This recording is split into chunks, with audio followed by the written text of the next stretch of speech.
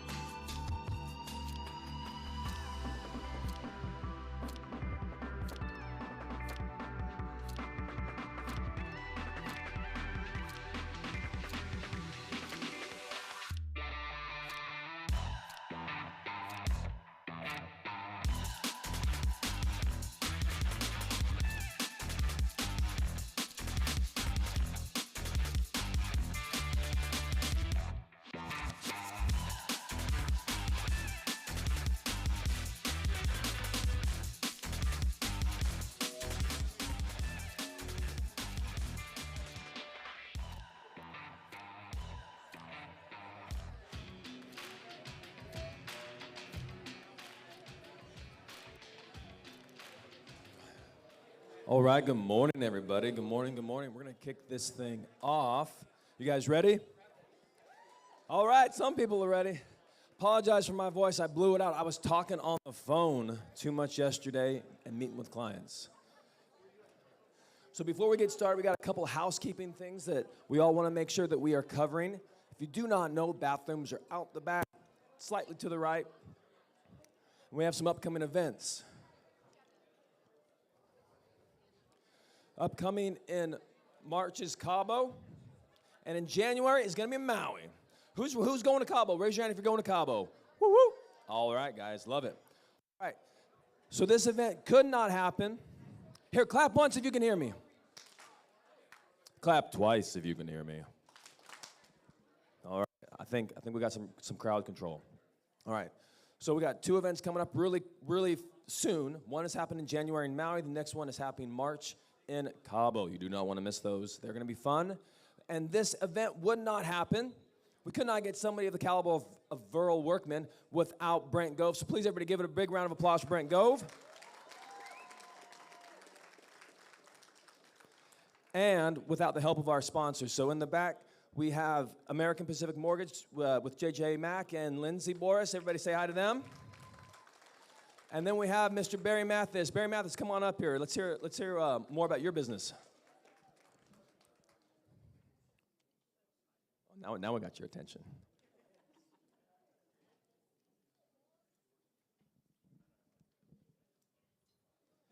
All right, everybody. Round of applause for Broker Barry. Thank you. Hey, guys, I'm really excited because today's event is going to help you. If you take the notes, it's going to really help you sell more business. If you don't know me, I've done most of my business with investors, and that led me into property management. And as you start selling more homes, then we're going to be able to manage those homes for you. So that's why I'm so excited. So we pay a $500 referral fee for every property, every owner that you bring over to us. And then we also will guarantee in writing that transaction comes back to you when it's time to buy or sell. You know who I am, so you know if I'm out there snagging your deals. So I won't snag your deals. And this is Lauren, and she's one of our new property managers. Have a great day today. Take lots of notes. Awesome. Thank you, Barry. All right. So I heard a quote recently, and it goes, "You have to be smart enough to make a plan and dumb enough to follow it." Right? And so, but the quality of the plan also dictates the quality of the outcome. Can we agree? So that's why we have Mr. Verl Workman today. But rather than me share about all the accolades and just how pivotal and important this man can be in your business, we thought we'd bring somebody up whose life and whose business has actually been changed by his processes. Miss Cindy Silva, please come to the stage. Good morning, everyone. It is so wonderful to see all your beautiful faces out here. As I'm looking around, I see a little bit of everything. I see a lot of newbies here, so good job for showing up. Take the notes. You're going to learn so much today. I also see a lot of veterans out there. The reason veterans are here is we're kind of in a shifty market. Sometimes we forget how to go back to our roots, remember our whys, or remember our goals, so thank you for showing up. And then I see a lot of you guys, too, are kind of stuck in the middle. And I want to share a story that I was stuck in the middle, too. In 2019, I was making the best money that I ever had. However, I was continuing to make that same money over and over again. And I knew I had more in me. I knew I could do better than this. So I went to my mentor, my team lead, Brent Gove, and he said, "Cindy, it's time for you to get a coach and start your own team." Okay, I'll do that. So I spent about 6 months interviewing coaches. This was a very hard decision because, as some of you know, coaching costs as much as a mortgage payment sometimes. So you want to make sure that you make the right decision. So in 2019, I joined Workman Success Systems. And I picked them because they have a system for every single person out there. No matter which way you run your business, whether they're a cold caller, a door knocker, relationship-based like me, they have systems for everybody. Now, I want to tell you my experience. In 2019, fast forward to 1 year. In 1 year, you guys, I tripled my GCI. That's right, tripled it with Workman Success Systems. I was just a one-person team, me and my TC. Since then, I've grown to a team of 9. I was just recognized as the top 1,000 of Real Trends and Real Producers Top 500. So I am the proof that this does work. So I'm going to ask something from you guys. Can I get everyone to stand up? Because I want to give Verl the warmest, loudest welcome. Can we introduce to the stage a national speaker, a business consultant, the guru of systems, Verl Workman!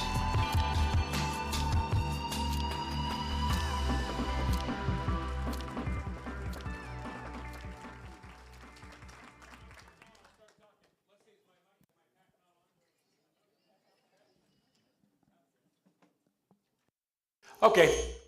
Oh, you got to push the on button. That was an awesome introduction, and thank you so much for that. By the way, where'd she go? Okay, on the road with me from now on. I want you to open up every time I speak. You get to come with me. So today is day 10 of a 10-day road trip. I started in Dallas, Texas. Got to watch the Cowboy game in the suite of Jerry Jones. How cool is that? Cowboy fans? Yeah, I don't get it, but whatever. I was a fan for a day. And so that was great. Then we were in Washington, D.C., and then Seattle, and then here, and I'm glad to be here. I'm also, as it's the last day of a 10-day road trip, that's a long road trip. I had to bring a whole bag. I brought a big bag. I'm also excited to go home because it's been a minute. As a father, and I'll tell you a little bit about my family as we get started here today, and why we started Workman Success, is 2 things. Number 1, I don't believe that any other success can compensate for failure in the home. Meaning, I'll help you double and triple and quadruple your income, but I won't do it at the expense of your family or your faith or your friends or your fun or your fitness. Well, fitness or food, I use those interchangeably. Those are my 2 things, and I'm serious about that. When we built this business, we started almost 9 years ago. My daughter and I had gotten off stage at a conference. We're actually at Boomtown. Boomtown and others hire me to come in and help them train and convert leads. And I got off stage, and my partners fired me. At 50, I'm 50 years old, and first of all, I own a third of the business. How do you fire me? Second of all, why? I'm a cash cow. And I walked off stage, and they were like, yeah, we decided we're going to let you go. 2 of the partners had decided they were going to buy out the lead, and I was in the way of that coming together.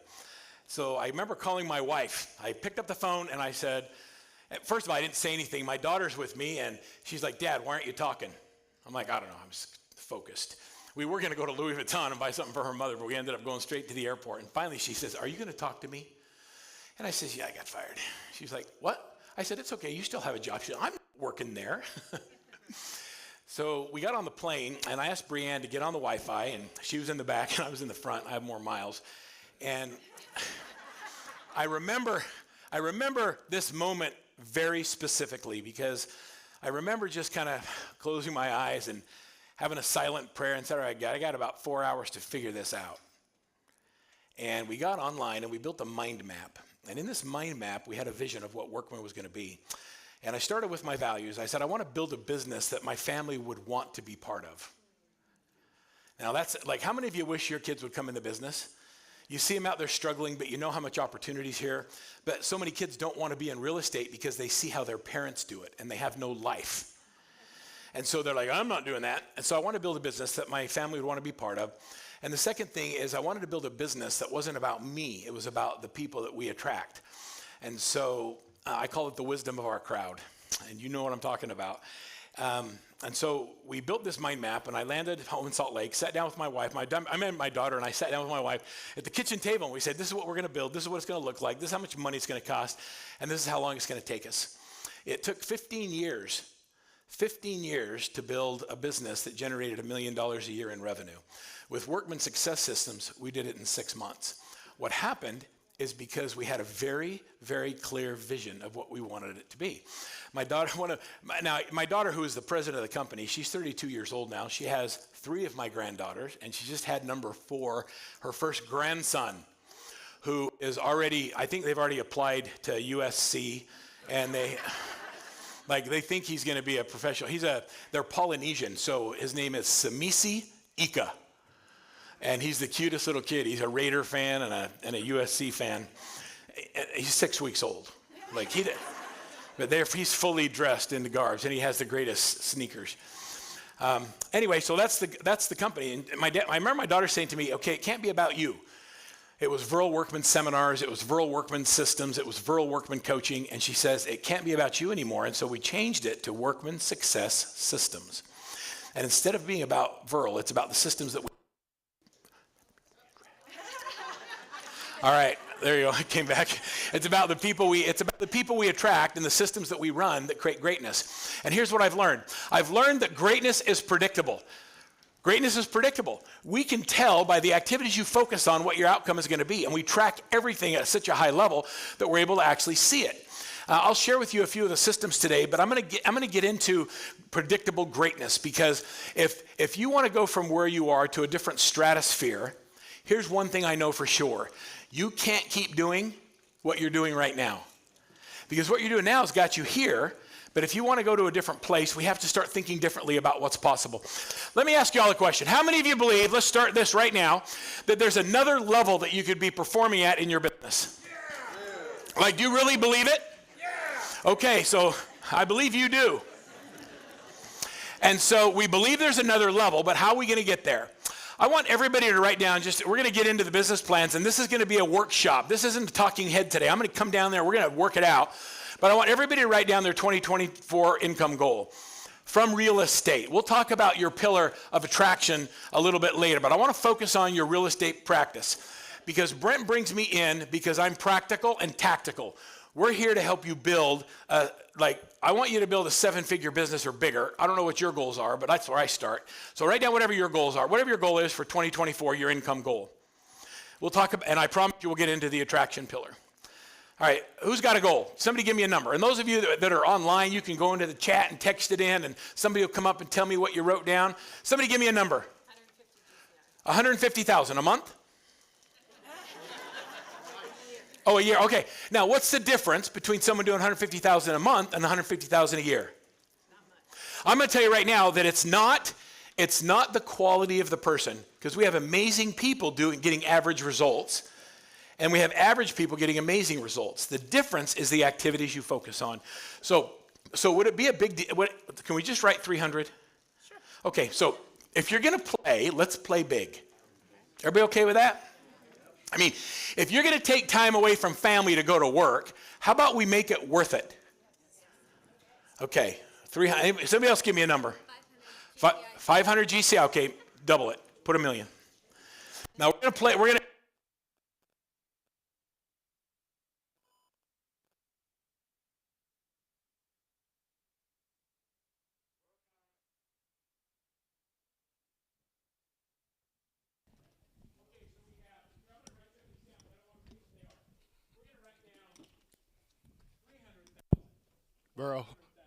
Verl.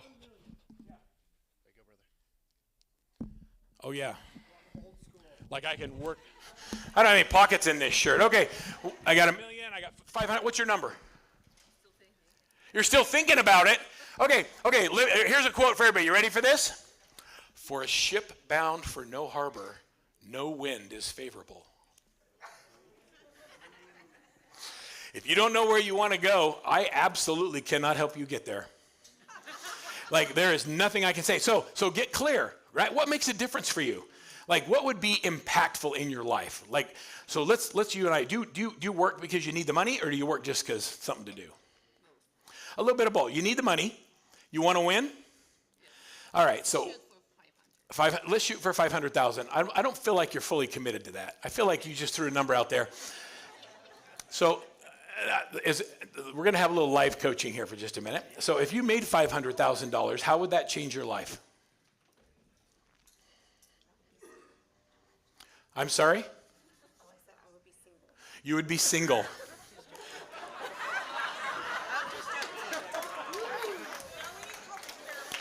Now, I appreciate you joking. Does your husband know?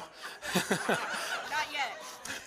But now we can joke about this, folks, but I've had people come to me and say, I finally have the confidence to be able to do what I should have done 10 years ago, but I couldn't afford And so I've stayed in a toxic relationship. And I never want that for anybody, but I understand it. And I understand when things don't work out. So how does 500,000 change? What does that change for you?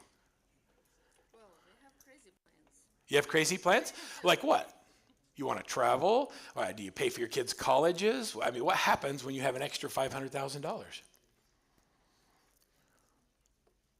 You want to think about it? Yeah, build a lot of houses. You want to build homes. Why? You like houses? To help housing crisis. Okay, you want to build houses to help people get homes, but how does that impact you? My mic works again? So I'm a two-fisted micer. Give me the mic. So I'm asking this question because you're all going to have to answer this. And so I don't want you to be uncomfortable. I want everybody to be uncomfortable. If I don't make you just a little bit uncomfortable, I am absolutely the wrong coach. And so, I'm not here to butter you up or make you feel wonderful. I'm here to actually see if you can get to that level deeper to understand what really drives you. Because I've learned that you won't do the hard things if you don't have a clear, motivating purpose. A real why. And it's not superficial. Oh, I want to have a better life. I want to have a better family. It's a bunch of crap. I want to know, most people, here's what we really want when you get down to it, is we want to be loved. We want to eliminate financial stress in our homes because most of our fights are around we don't have the money. We want to be able to do the right thing to make a difference in other people's lives when someone is struggling, whether it's our family or our friends or somebody from the church or somebody in Africa. You want to do something to change the world. And unless you identify that core motivating value, that something inside of you that will make you do hard things, I think that we just get kind of stuck doing the same thing over and over because it just doesn't really matter. And so I really want you to think deeply. And maybe you don't feel like you're in a safe place because there's only a few hundred people in the room and maybe a few thousand online. And so you don't want to share with everybody. But I'll tell you, if you yell it out and you really announce it to the world, it becomes a little more real to you. It becomes absolutely real to you. Okay.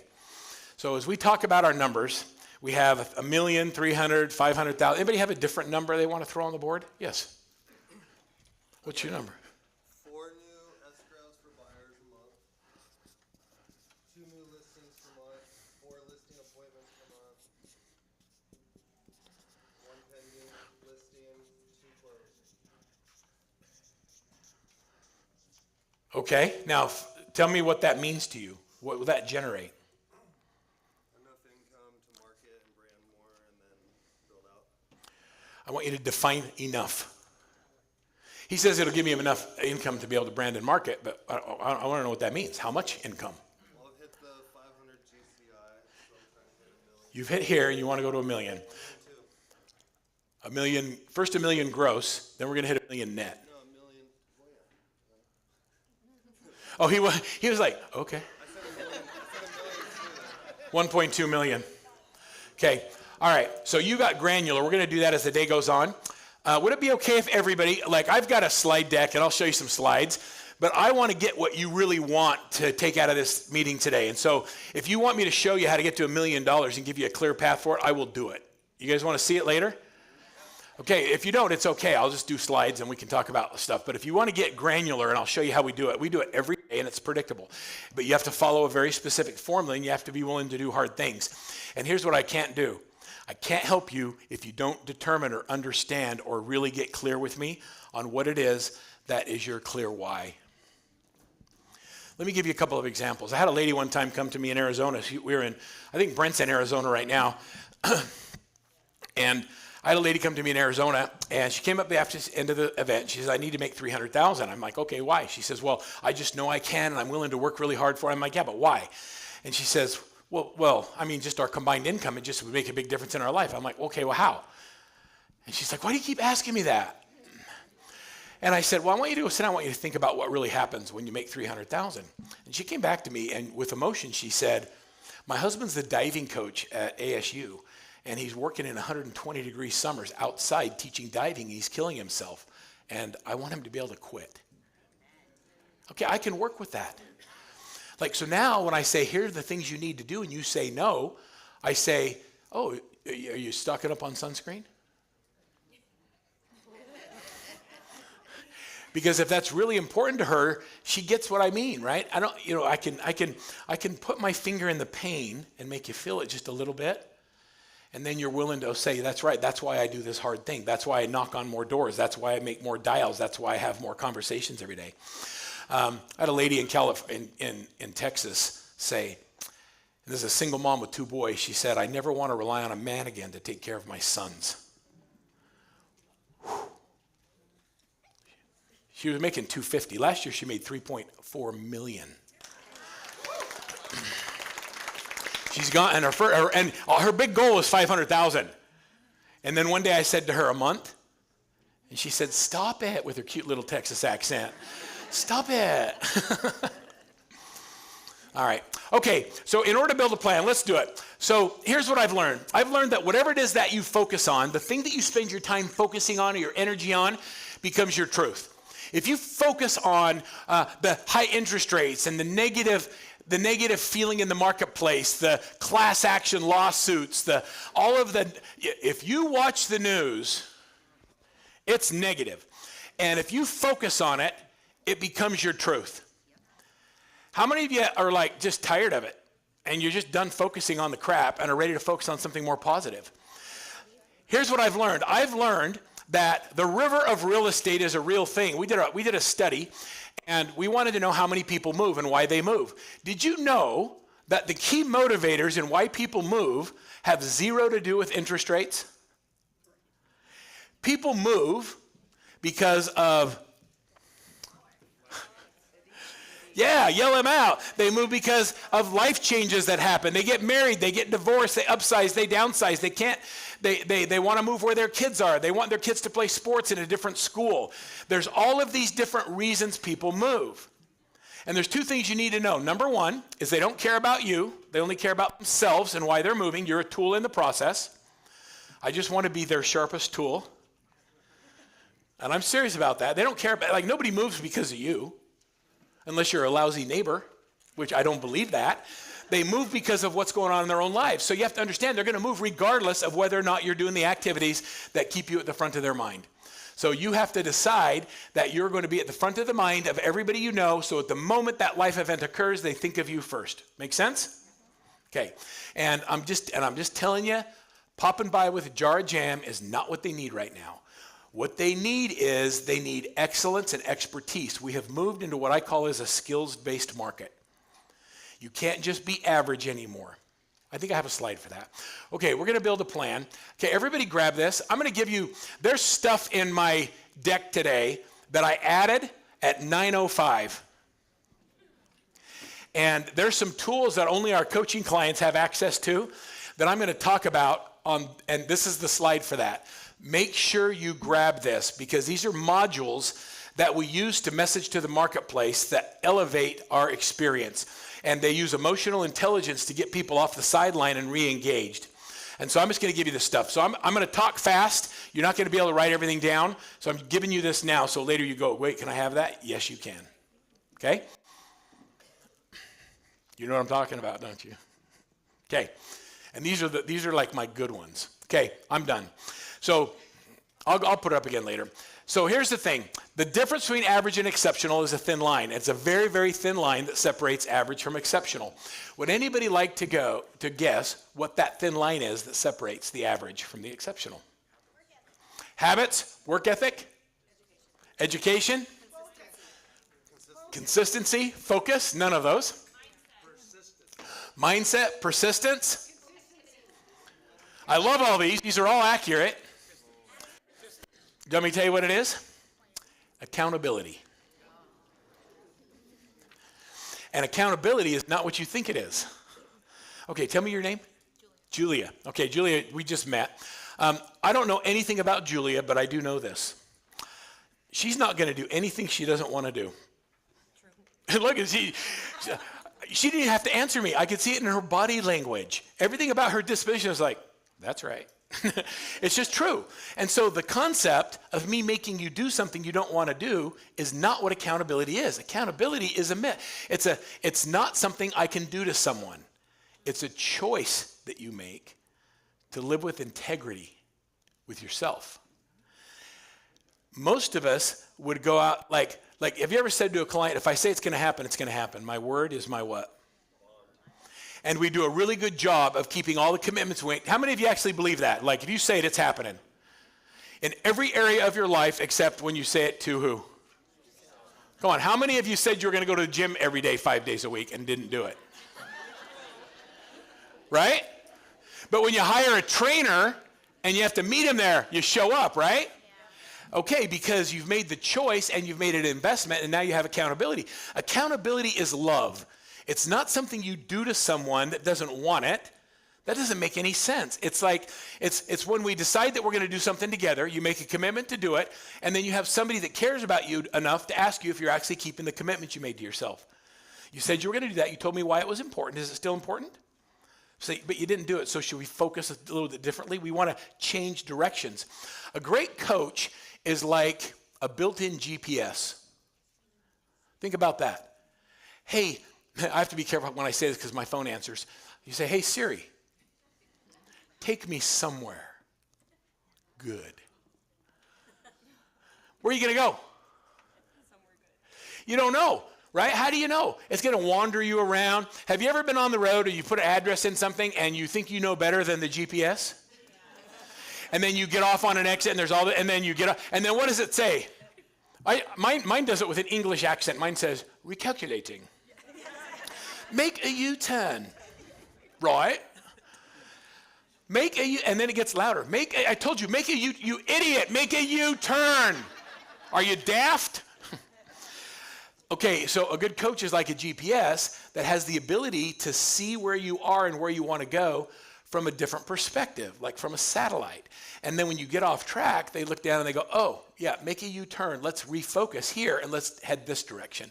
Because if you keep going where you're headed, you're going to end up at a very different location. The difference between average and exceptional is accountability. And accountability is when you make the choice to move from below that line to above the line. There's a great book written by Roger Connors, and it's called The Oz Principle. And if you want to read a good book, The Oz Principle it's a journey about the people of the Wizard of Oz. And he talks about how, the Scarecrow and the Lion and Dorothy and the dog, everybody has a part in it. They all wanted something great they believed they only get from Oz. When they get to Oz, they find out that's a farce. And Oz tells them, you already had a heart. You already had a brain. You already had courage. You already had the ability to go home. You just needed to apply yourself differently. But during this journey, they were all living below the line. It was somebody else's job. My broker didn't give me any leads. The interest rates were too high. I couldn't get anybody insured. Boy, you haven't heard of any of these, have you? Right? These are all excuses where we look outward to blame people for our failure to hit our goals. When you move above the line, there's a very specific process. The process is when you see a problem, objection, or a threat, you first recognize it, you see it. The second step is you own it. Whose problem is it? It's my problem. It's not my broker's problem. It's not my spouse's problem. It's not my kid's problem. It's not my leader's problem. My problem. You first see it, then you own it. Then you solve it. How am I going to solve this problem? We can't change the market. We can only change how we behave in the market. I think this is the greatest market we could be in because everybody else is scared and they're sitting on the sidelines waiting for things to change. And what we do is we go after their market share. Right? This is the time. Everybody else is sitting back going, oh, what should I do? You should keep thinking that and let me go get your people. Because people still have life events that are occurring. The river of real estate's continuing to flow. And you're sitting on you don't even have a line in the water. Hey, I sure wish these fish would get in my net. Sure wish that would happen because we're living below the line. We see it, we own it, we solve it. And then the last step is you actually do it. And when you start see, own it, solve it, do it, you move above the line and your whole life changes.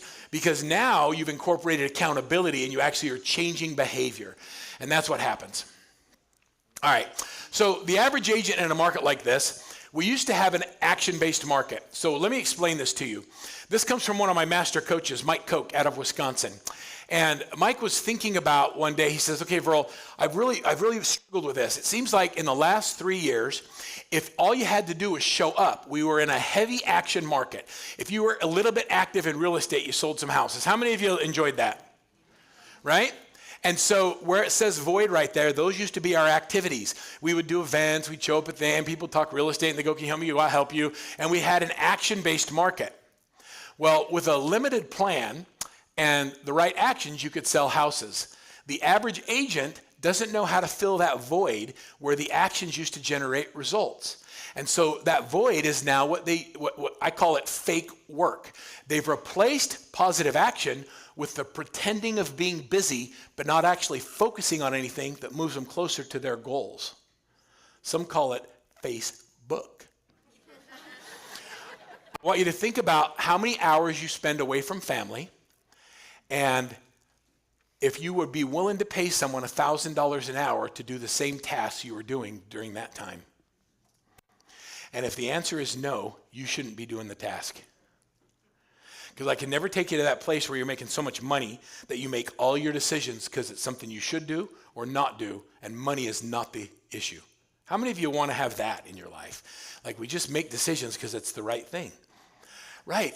I mean, I have 6 kids. You know we're going to screw some of them up. And when they screw up, they have issues, and they are expensive problems. Right? I mean, I'm a pretty good parent, but still, man, you have 5, you get it.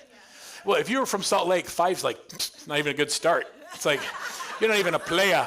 You're not even a playa. All right, so what have we changed? We've gone from a action-based market to what we call is a skills-based market. And so now, with the right focused activity, a very clear plan, and activities that generate the highest ROT, return on time away from family, the right skills, those are the agents that are going to dominate in this marketplace. People don't need someone that can show them houses and open doors. That's a $25 an hour task. Sorry, you buyer's agents, but it's truth. What I'm saying is people need someone who is excellent at negotiation, someone who's creative and knows how to get deals done. So we've got to be able to figure out how to message to the market to take a negative emotion of feeling stuck and frustrated to optimistic and moving forward. And we do that with the right kind of communication. So the way you're reaching out to people, how do you answer the question, how's it going? Oh, so you lie. No, you really believe it's going great. I'm serious about that for just a minute. Like someone says, they know you're in real estate. Everybody knows you're a realtor, right? Right? How many of you are practicing secret agency? What do? It depends. Come on, what do? We're real estate. People know you're in real estate. They say, how you doing? If you answer with great, even though you say it with enough enthusiasm, you hope they'll believe you, it's a bunch of crap. They know you're in real estate. They want to know how you're doing. How's the market? What's really going on? Why? Because they all have real estate, or they know people that have problems or issues. They don't know how to move forward, and they're looking for someone to answer the question differently. How you doing? Unbelievable. There you go. Take it up another notch of lying.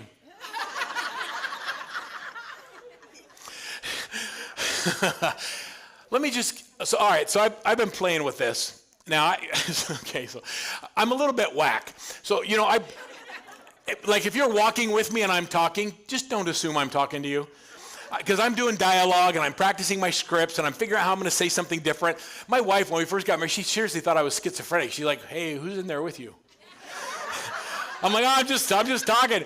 So I've been playing with some but we've been married 37 years, by the way. My wife is she is an angel. She's been through everything. She is a rock star. I'm just saying there's not enough Louis Vuitton in the world for her. I would whatever she wants. My wife's amazing. All right, so it's truth. There is not enough Louis Vuitton in the world for my wife. Matter of fact, I went into the mall just yesterday, and I walked into the Louis Vuitton store because I always look for what's new. What are the unique things? And the lady, she was sweet. She's like, well, what does she have? And I'm like, just pull up her account. And she was like, oh. When we first got married, I was totally poor. I was selling satellite dishes and hot tubs. And when we went on our honeymoon, we drove to St. George, Utah. And I got a flat tire, and I'm like, oh crap, I don't have any money to buy a new tire. We were so poor.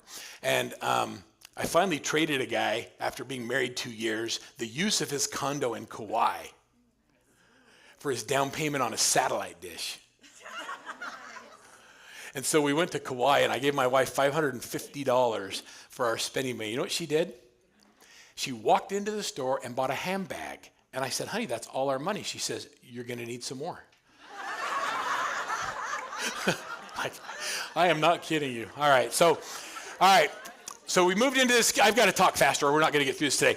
We've moved into a skills-based market. That means that the agents with the higher skills, when someone says, how you doing? Try this. I'm blessed. I'm helping a lot of people take advantage of the great opportunities in the market right now. Why do you ask? I'm sorry, we're out of time. I just say I'm blessed. I'm helping a lot of people take advantage of the unbelievable deals that are in the market right now. We're also helping a lot of buyers who are on the sidelines find creative ways to get inside a home when they didn't think it was possible. Why do you ask?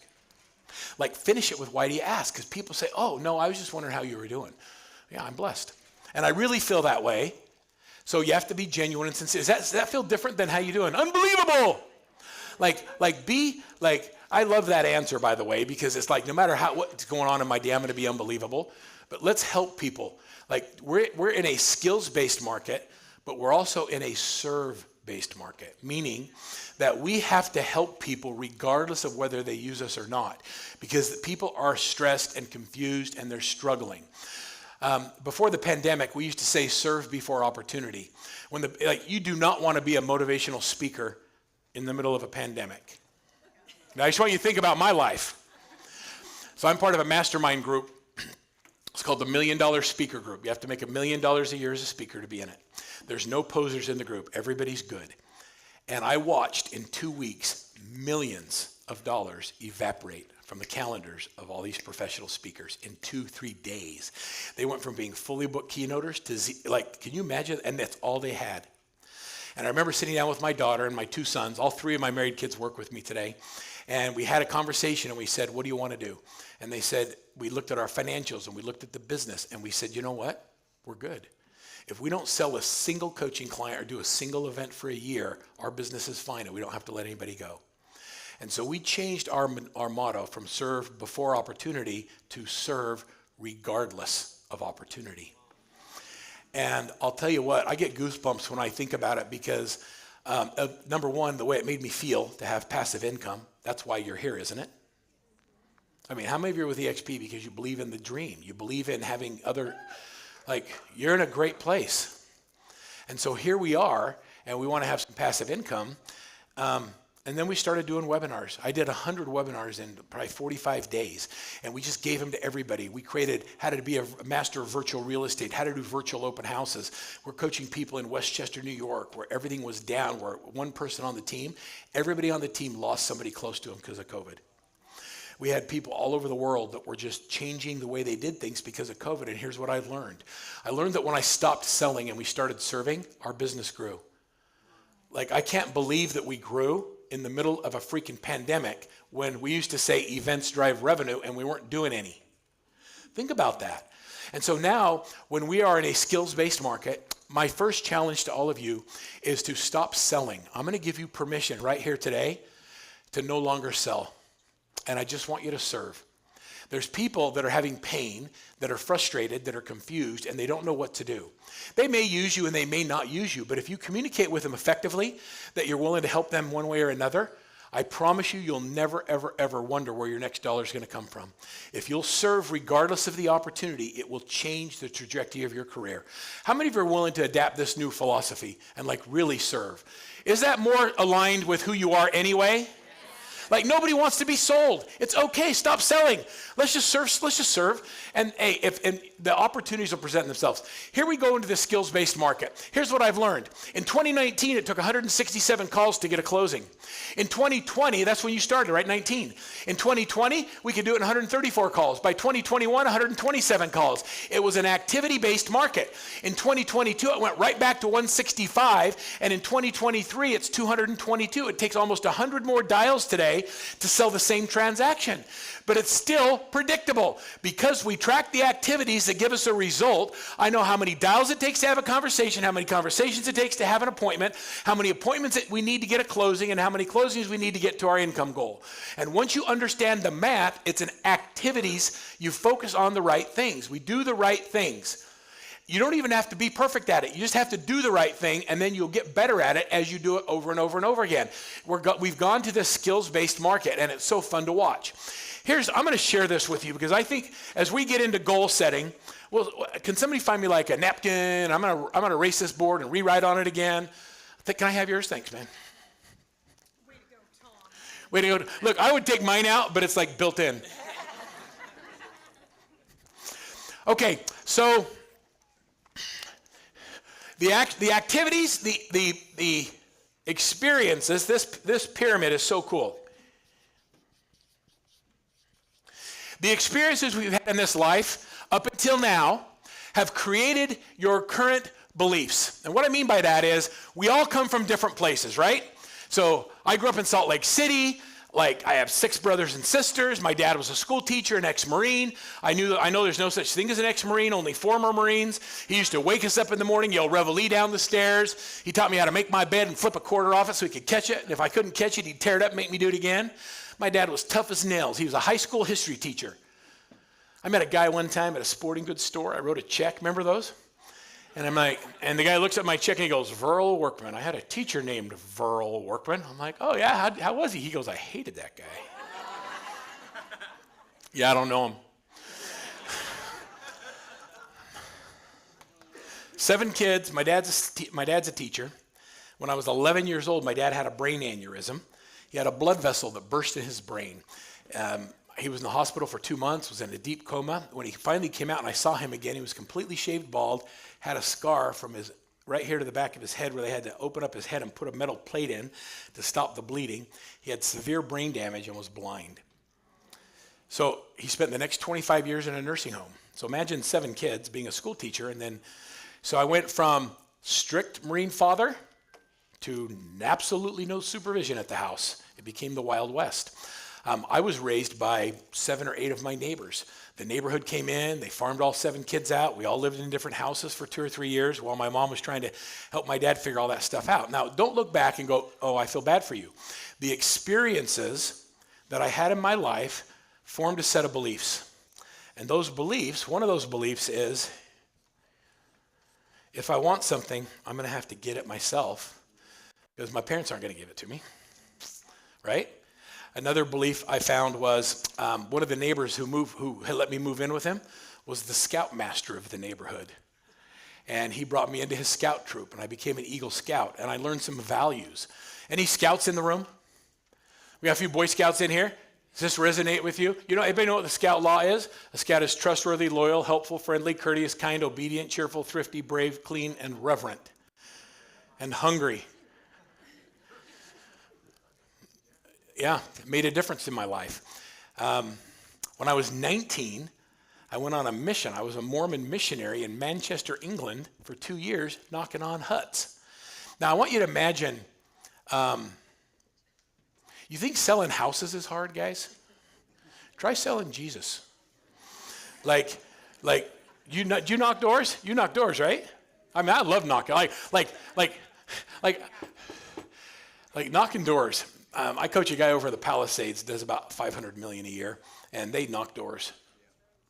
They knock doors. Average sales price is $4 million. People say, we don't look luxury real estate. I'm like, okay, don't tell that to Anthony. He does. Our experiences form our beliefs. Our beliefs control our actions. And the things that we focus on, our actions, give us our results. U-L-T-S. Our experiences form our beliefs control our actions give us results. I remember the first time so let me give you an example. When you set your goals and you write down $100,000 or $150,000, it is based on the experiences you have in your life that form a belief in what you think is possible. And nobody should tell anybody else that their beliefs aren't accurate because their beliefs are based on their action, on their experiences. Your experiences in life are just different than mine. And so because we have different experiences, we have a different expectation of what we believe is possible. Does that make sense? And so what I've learned with my kids, like I want my kids to believe in God. Whatever you believe in is great with me. But so whatever you want your kids to believe in, so we try and create experiences, right? We take them to church on Sunday. We do service. We give back to the community. We want them to make a difference in the world. So whatever, like we do experiences because you hope when they do those experiences, they start to believe and create some of their own value system so that when you're no longer with them, they make better choices in the world. Does that make sense? So they have to borrow our beliefs until they develop their own, and then they can have their own positive actions. So what I'd like you to do is, first of all, I want you to realize that the only limits that we have are the ones that are self-imposed because of the experiences we've had in this life. And oftentimes, those experiences have not been positive. We've had people in our lives that have told us we don't have value. We have people in our lives that make us think like we're not worth it. We can't do it. We've had other people make us feel less than because of where we're from or who we love. But the reality is that we're all God's children. God doesn't make mistakes, which means we all have unlimited potential. And so if you remove all of those limiting beliefs and all of those limiting things and all of those negative thoughts you have in your life and you focus on the right activities, we can start getting a real predictable result. So I remember, here's a real belief story. How many of you also sold hot tubs at the state fair? Anybody? Okay, all right, so I'm selling satellite dishes, those big 10-foot satellite dishes. I'm 23 years old, living the dream, working for myself, and I kept going into people's houses, and every man wanted it for sports, and not a single woman on the planet wanted that ugly thing in the backyard. And they'd always get into a fight. Well, why can't we have something the whole family can enjoy, like a hot tub? So what did I do? I went and found someone that would sell me hot tubs, and I'd say, why do you have to choose? $79 down, $79 a month, you get a satellite and a hot tub. I'll even run a line out there, you can watch TV in your hot tub. And so we sold satellites and hot tubs. So I remember the first time I did a state fair, and I don't know what it cost me. It was like $5,000 to rent a booth. I rented an inflatable gorilla that said sell. It was awesome. It was like sale. And I set up my hot tubs, and I set a goal. My goal was 10 hot tubs. I wanted to sell 10 hot tubs. Why? Because I knew that I'd make money if I sold 10. And so we worked like crazy throughout the fair to sell 10 hot tubs. At the end of the fair, the second to the last day, I hit number 10. And I remember going to the frozen lemonade stand. That's what we drink in Salt Lake. And I said, all right, I'm going to buy 2 frozen lemonades, one for me and one for my sales guy. And I got my lemon, and I turned around, and the guy next to me is like wearing a sport coat that said Cal Spas. He was the best dressed guy at the fair. I'm like, oh, Cal Spas, hey, how you guys doing over there? He goes, oh, we're doing fine, son. I'm like, whatever. I'm like, so can I ask? He goes, well, how'd you do? And I said, oh, I don't want to say, but I got my goal. He goes, what was your goal? I said, we sold 10. He goes, good for you. Like, oh, how cute. I'm like, well, how many did you sell? He said, well, we sold 10 this afternoon. And I said, how many have you sold? He said, we sold 100. The only difference between somebody selling 100 and somebody selling 10, first of all, it was the goal they set. Second, it was the belief that they actually could. So I went and I put on my disguise, and I sent all my brothers and sisters over to shop them and to watch everything they did, and I duplicated it. The following year, we sold 70 hot tubs. I learned, right? Greatness is predictable. My experiences changed when I found somebody else that had a different belief, and I borrowed their belief and followed their system with the right actions until I got a better result. And then we tweaked. Think about that. Isn't that cool? All right, so is it possible that you wrote down a goal based on a limiting belief of what you think might be possible? Okay, so if that's truth, then just give me a what-if goal. Like, what if you didn't have any limiting belief? Can you make $1 million a year in this real estate market, yes or no? Yes. But why didn't you all write it down? So you all believe that you can, but I'll bet you less than 10% of the room wrote that down as a possibility. So what you're saying is you believe somebody else has greater value than you? You believe that they know something you don't know, and they're going to work on other things. You don't believe any of those? That you wrote it down. That's right. You wrote it down. All right. And so here's what I've learned. If we focus on the right activities, if you find greatness and you just copy it, you're going to get there a lot faster. But what we do is we push back, but we have limiting, because we have these experiences that tell us something doesn't going to work. Well, I don't care if you believe it's going to work or not. My clients are selling 700, 800 houses a year. So you could do it my way, and what if you got half of that? Would that be okay?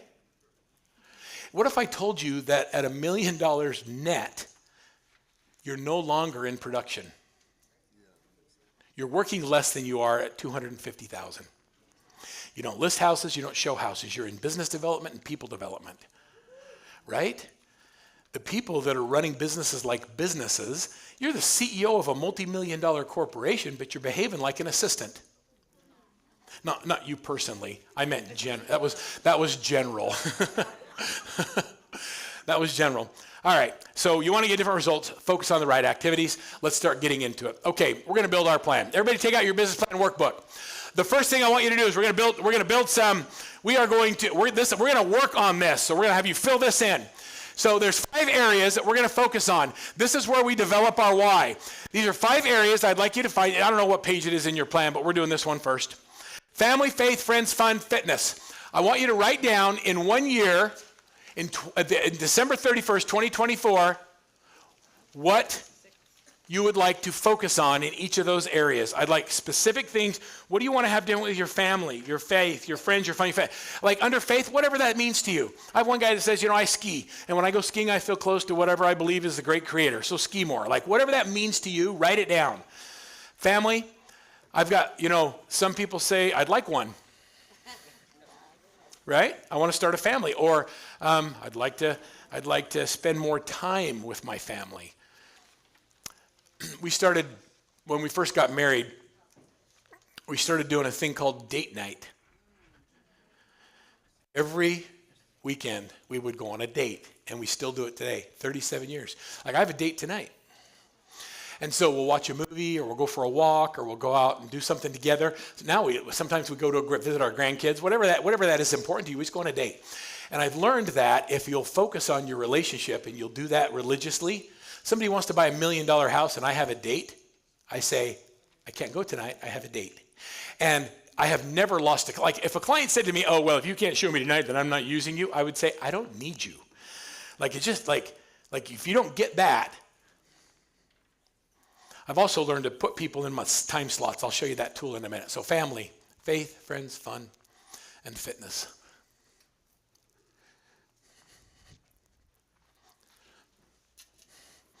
For those of you watching on the broadcast, find the same document, fill it out.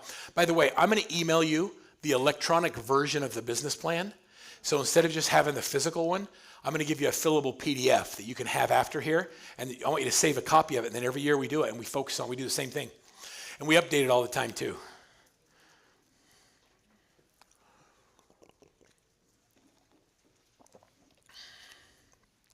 I was in Sacramento just a couple weeks ago for my friend Rick Jiha for his celebration of life, and they held it at the Coliseum.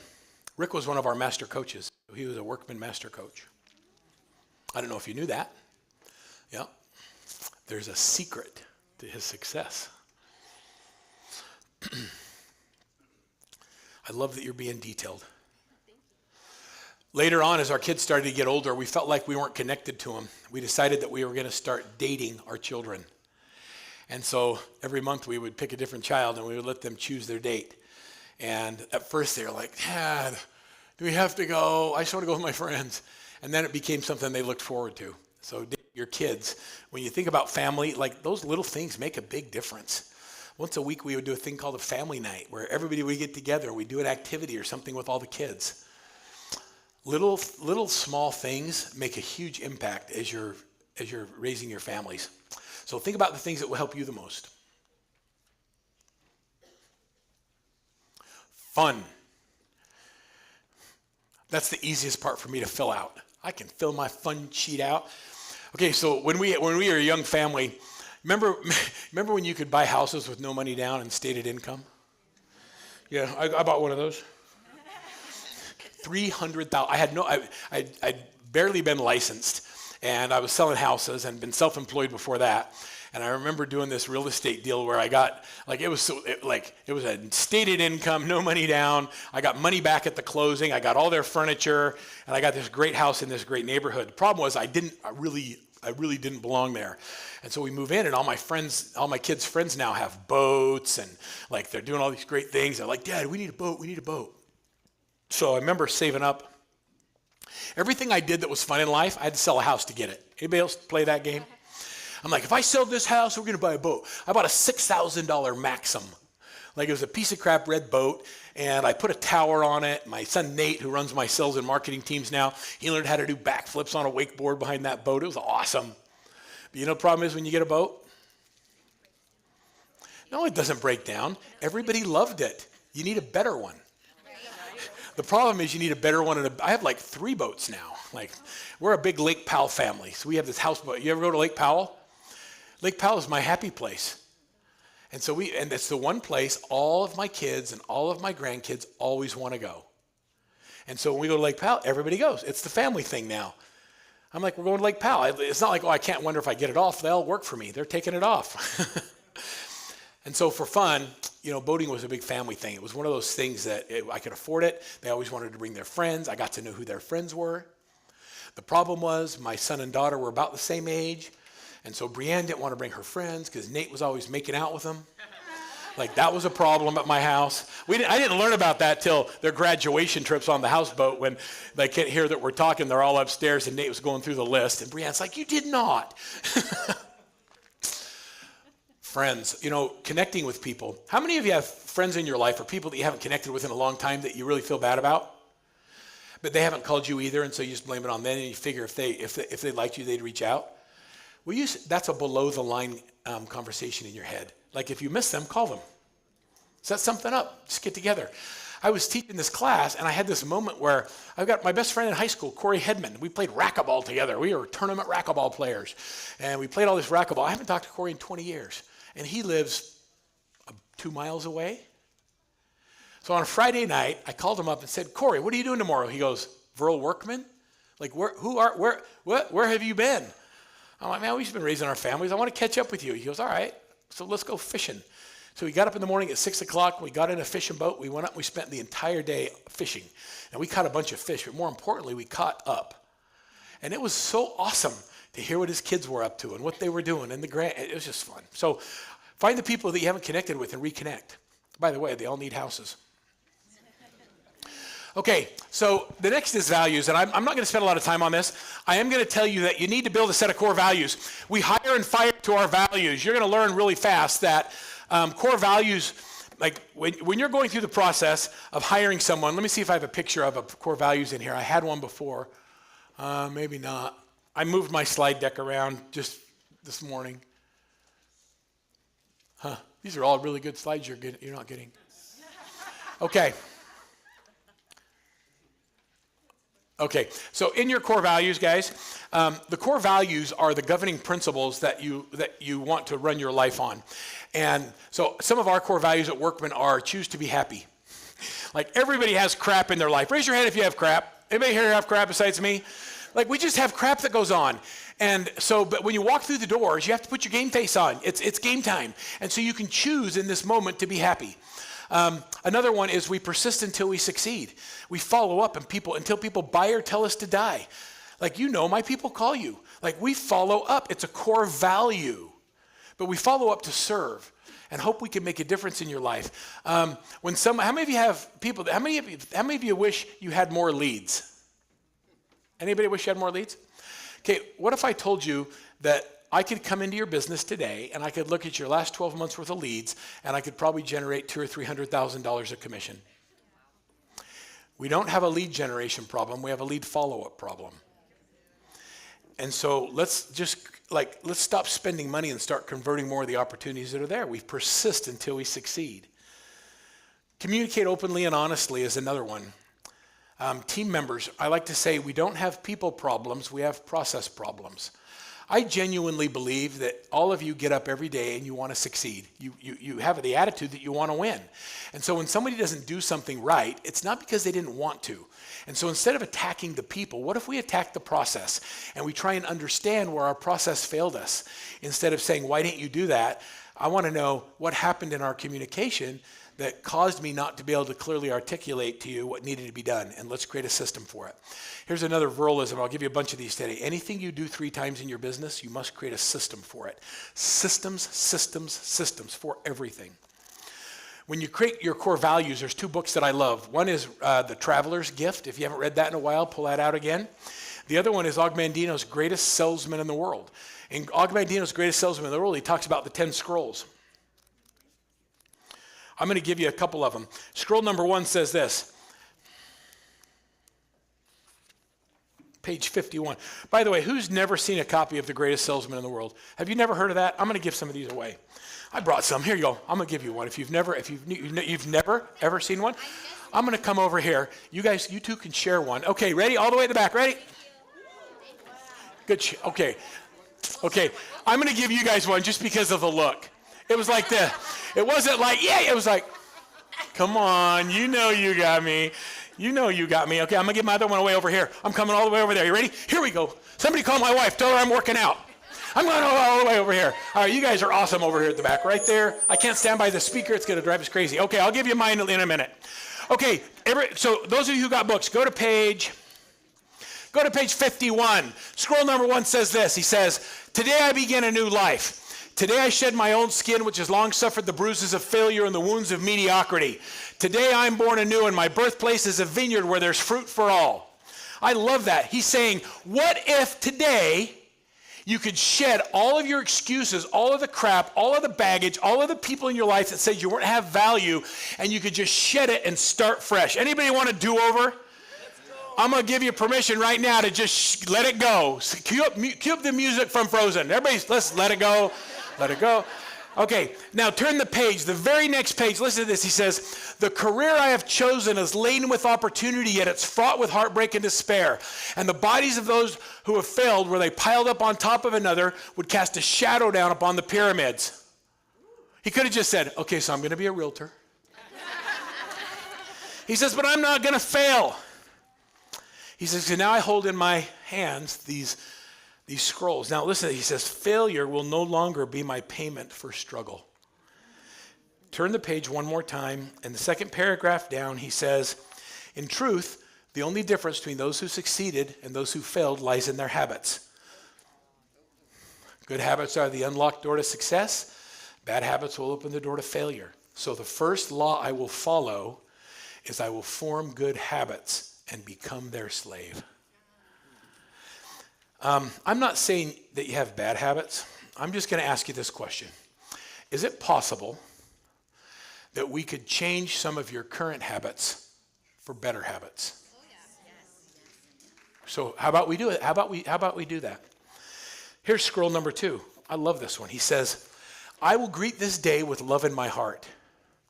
Muscle can split a shield, even destroy a life, but only the unseen power of love can open the hearts of men. And until I master this art, I will remain no more than a peddler in the marketplace. I will make love my greatest weapon, and none who I call upon can guard against its force. Am I close? Oh my God. Pretty close, yeah. Pretty close.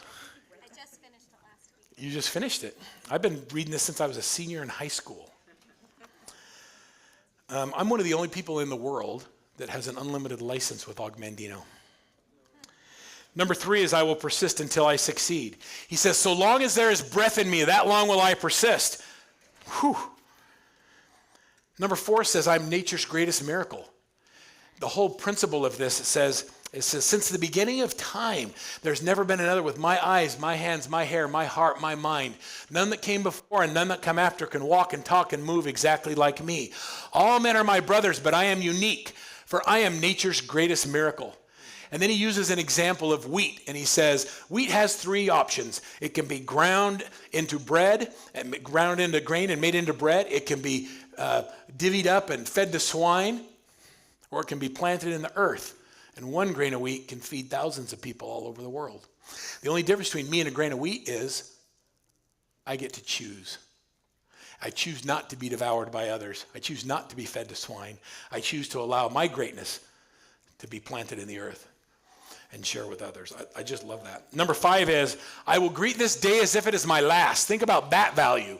I will greet today as if it's my last. It's not that today's your last day. I remember calling up Dave Blanchard, who's the CEO of Workman. I'm like, I struggle with this one. Because listen to this. As you read the end of this, he says, if it's my last, it will be my greatest monument. This day I will make the greatest day of my life. I will drink every minute till it's full. I will savor its taste and give thanks. I will make every hour count, and each minute will I trade for only something of value.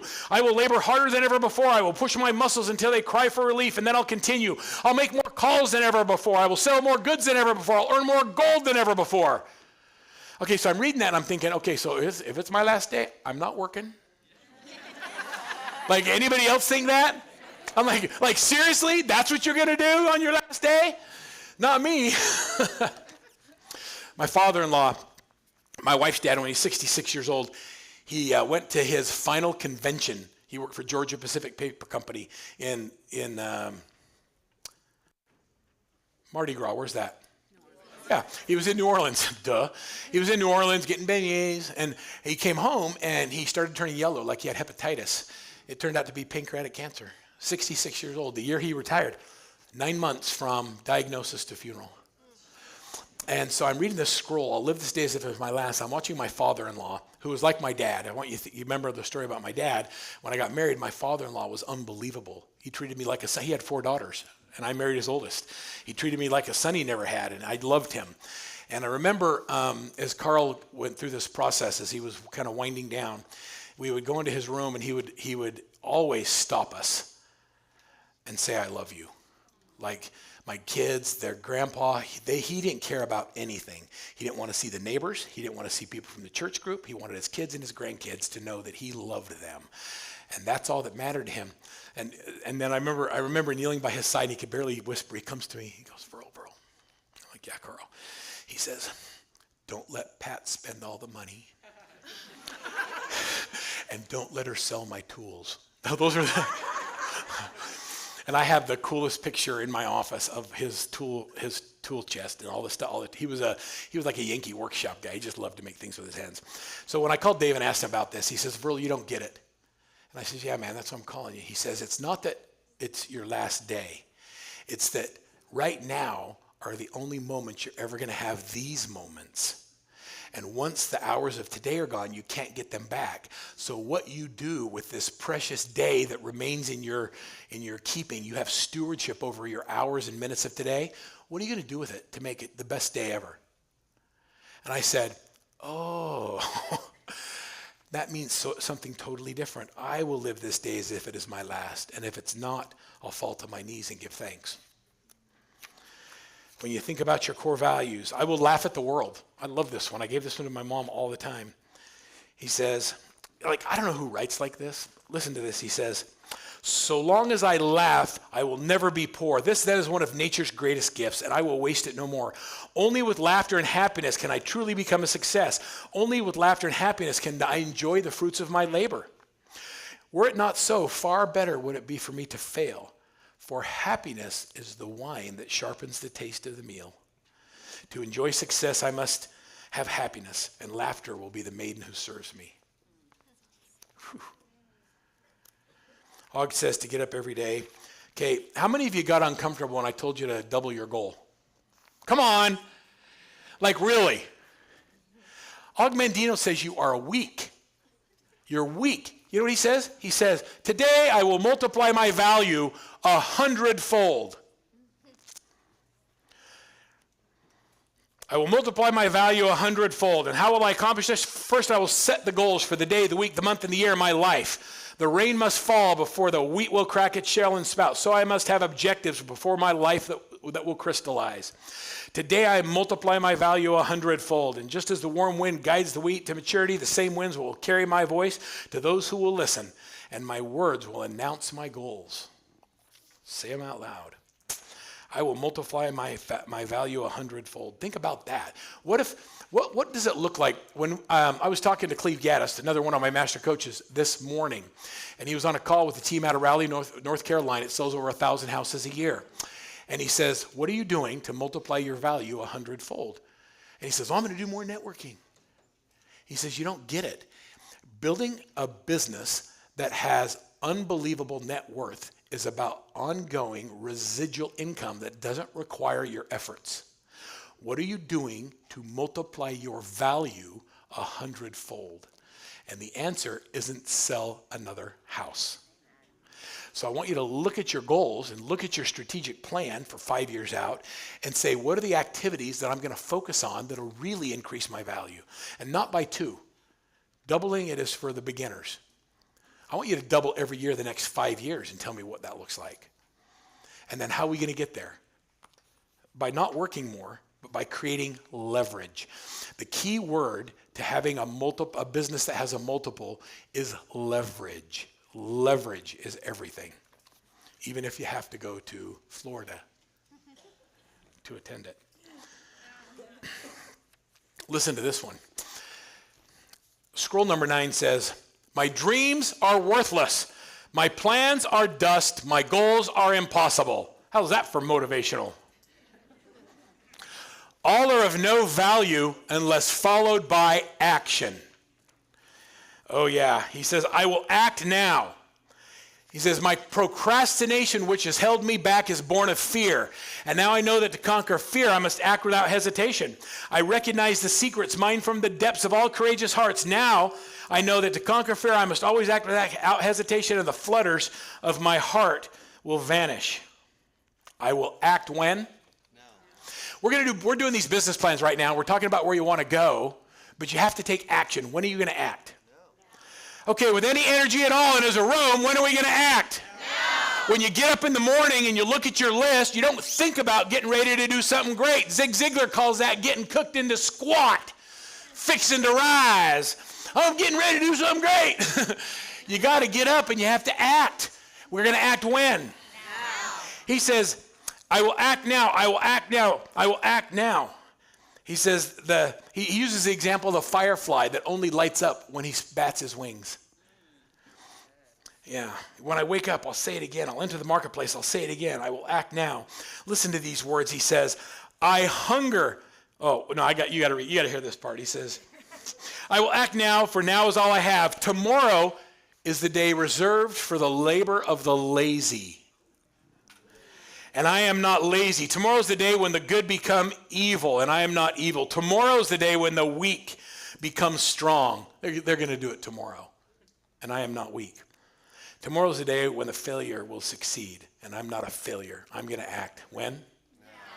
Right. When the lion is hungry, he eats. When the eagle is thirsty, she drinks. Unless they act, both will perish. I hunger for success, and I thirst for happiness and peace of mind. Lest I act, I will perish in a life of fillery.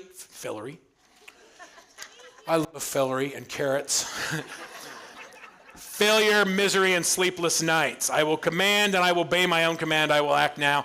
And this one phrase should be on your wall. It says, success will not wait. If I delay, she will become betrothed to another forever. This is the time. Guys, you're here for a reason today. There's a reason you're here. This is the place. Now's the time. Right now. This is it. Everybody else is freaking out. They don't know what the crap to do. We're going to go take their business. It's time to act. All right, you can have that. Okay, I better start talking now. Where's my mouse? Anybody know where my mouse is? Who has seen the mouse? It's on the front somewhere. Did I put it up here? Thank you for paying attention. You know what? You can have my other book. Okay. All right. So we're going to do our core values. Now let's go. I'm going to take you so you understand how to do all of this. When we do a strategic plan, I want you to think about what I'm saying right here. I want you to create a lifestyle first. This is what I want my life to look like. So the number 2 section right here in the strategic plan says, what do I want my life to look like 5 years from now? I want you to define your lifestyle, and then let's build a business that creates it, instead of creating a business that becomes it. Guys, I just gave you like a deep thought. For those of you who used to watch Saturday Night Live with Jack Candy and Deep Thoughts, I want you to build a business that creates a lifestyle, not a business that becomes a lifestyle. Do you understand the difference? Like if I ever hear you say to a client again, hey, when you use me, you get me. You can call me 24/7. Here's my cell phone. Like if you say those words, your business becomes your life. I love Michael who puts a sheet down that says, I want you to initial, this is how I work. I'm here to get your listing today. This is my marketing director, does all the marketing. If you have a problem with the marketing or question about that, email her. This is my transaction coordinator. When it goes under contract, we go here. Now, this is my cell phone number. You can call me, but what it says here is I may not answer, and if I don't answer, I won't call you back, and I don't leave a message. Just put your initials there. Yeah. You teach your people how to work with you. What are you teaching them right now? Oh, you can call me. You think your unfair competitive advantage is you don't have a life? You know what I mean? Like, and you're probably a pretty good. Are you a good agent? I'm a great agent. You're a great agent? When people get you, do they really get you? Or do you have a team? I don't have a team yet. Okay. Do you have an assistant? No. So you are one. Okay. I'm going to give you a little bit of pain because I know my great agents. How long have you been doing this? I've actually only been doing real estate for A year and a half, and you're already a great agent. Good for you. I've been licensed for 30 years. You've been licensed for, what did you do before? I was a lender for about 12 years. Yeah, that business sucks right now. It's so funny. I was in Washington, D.C. 2 days ago, and the lender there had a team of 30, and he was having his best year ever. You know what he was doing? Taking market share from everybody else's selling. So I love that. Okay, so let me tell you, guys, here's when you should get your first assistant. The day you get your license. Guys, I can't get you there. I can't take you to $1 million if you spend any of your day doing $20 an hour tasks. You can outsource transaction management right now. $300-400 a transaction, let it go. Just give it away. Find someone who's good at it and outsource it. You don't have to hire anyone. You don't need payroll. You have that? Yeah, get a transaction manager. Anything you do 3 times, create a system for it or have assistant do it. So many people, where's my experienced agents? Like who's been here more than 5 years, 10 years? Okay, so we have some experienced agents in the room. Okay, experienced agents are the worst. No, here's why. Because they've been through so much and they've seen it all. Everything they know well is in their head and in their heart. And the concept of thinking somebody else is going to deliver great service to a client is hard to imagine. Isn't that true? Am I off base? So, right. And so the reason we can't delegate is because it's here and here. But if you start creating systems for everything you do 3 times, then it gives you the ability to develop others. Does that make sense? And just let it go. It's not that you, and you think, well, I'm not really loving my client if I let it go. I want you to change that because you have the ability to serve so many more people when you create leverage, right?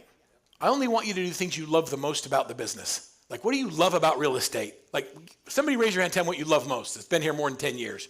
What do you love most? Yeah. You love going in houses and helping people find them. You love that part of the business. See, I love that you love that. Keep doing it. What do you hate? Paperwork. Delegate it. Do you have an assistant? Good. So you've done that. Was that game-changing for you? Yes. Like, could you imagine not having one? No. Oh my gosh. I lost my assistant a couple weeks ago. We weren't a good cultural fit. So I invited her to share her talents with others. And my life is so screwed up right now. My calendars aren't right. I checked into my hotel the other night, like, yeah, we don't have your reservation. It's for the other night. I'm like, oh my God. Anyway, so when you don't have one, it's painful. So, all right. So what do you want your life to look like in 5 years? Then what has to happen in your business to be able to achieve that? So how much do you have to be making in order to get the things that you said you wanted 5 years from now? I'm not going to have time to go through all this. We're going to go through and then say, okay, so in 1 year to be on track to hit your 5-year goal, what do you have to be earning? What do you have to be doing a year from now? So when you do your business plan and really think this stuff through, I really want you to do the math. Like really what has to be happening a year from now in order for me to be on my 5-year track, okay? That's the same slide. Okay, I'm going to skip that one. I'll come back to it. The next thing I want you to do is, How many of you have done a SWOT analysis before? You better have. Okay, so only a few of you. So they teach us at MBA school. So a SWOT I used to have a napkin. This is my napkin. I found one.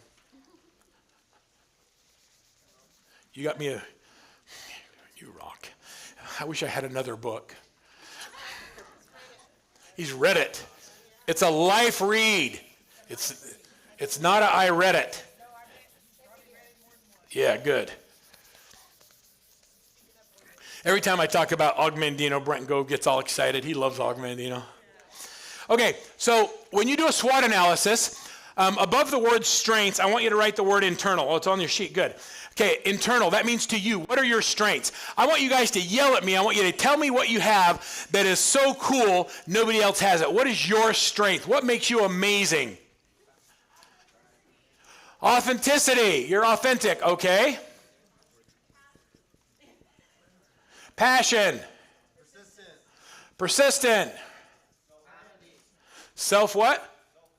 Self-confidence. Cocky. Grit.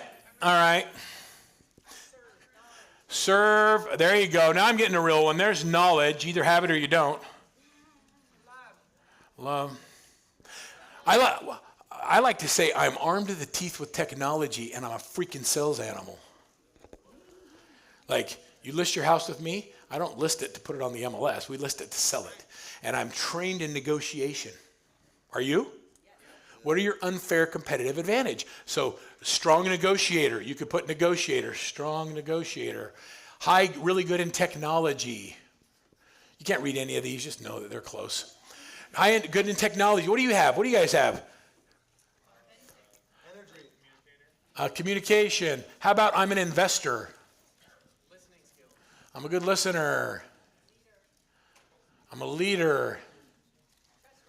Trustworthy. Okay, how about this? How many of you have the strength of I'm not afraid to prospect? Yeah? Okay, I'm a hunter. The reason I put that on there as a strength is it's an unfair advantage. So many agents are wish marketers. Oh, I sure wish somebody would call today. Like, when the lion's hungry, he's got to go eat. You got to eat. I'm hungry. Okay, this is internal. External. What are your weaknesses? Okay, what do you suck at? Paperwork. The details. Delegating. Time management. Paperwork. Yep, sorry, that's internal. Oh yeah, ADD.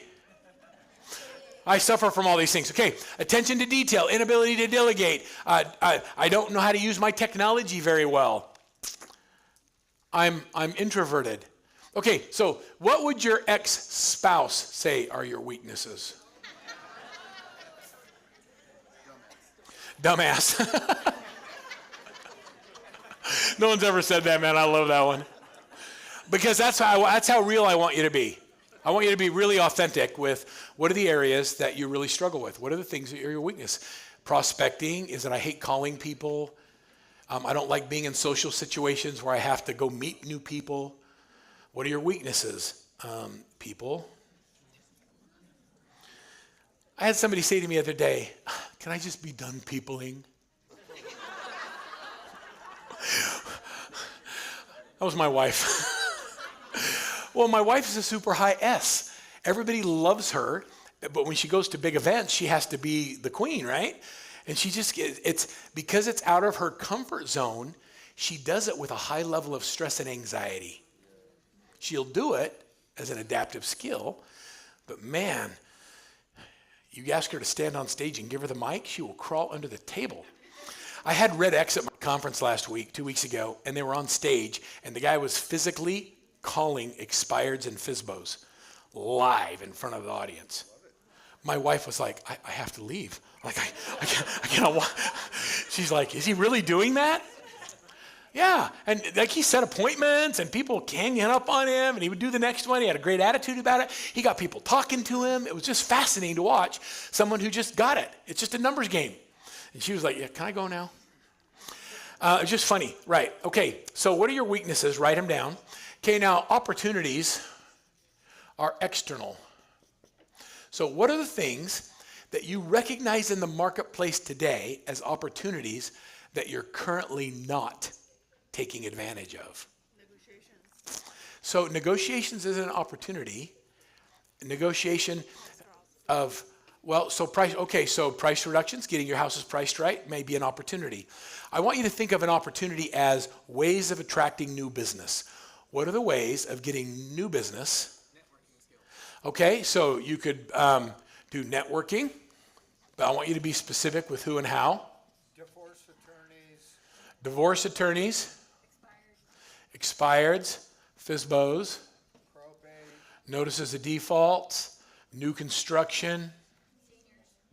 Seniors. Veterans. I put NODs up there.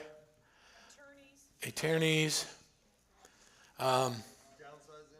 Downside, yeah. You know, we have the largest generation of people moving right now. The baby boomers are all, it's the largest transformation of wealth in the world's history.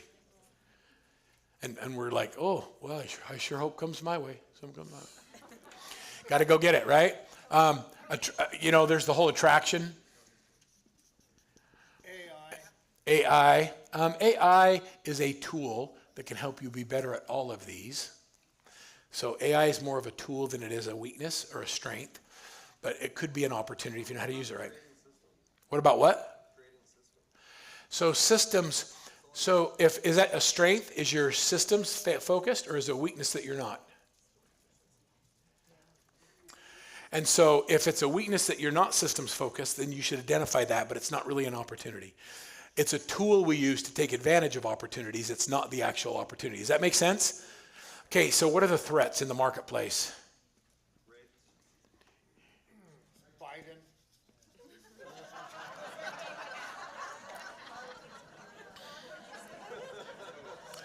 Okay, so politics. Like, so threats are, let me define threats for you.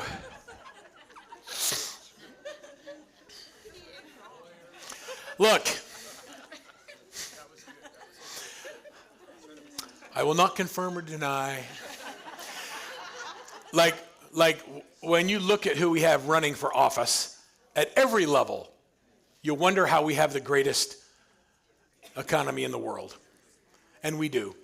You know, I'll tell you, it puts it all in perspective for me when we celebrated Veterans, Day last week and Veterans Week, and we think about the people who put their lives on the line so that we can enjoy the freedoms that we have. And while we have a kind of a whack political environment right now, we still have the greatest system in the world and the greatest country in the world.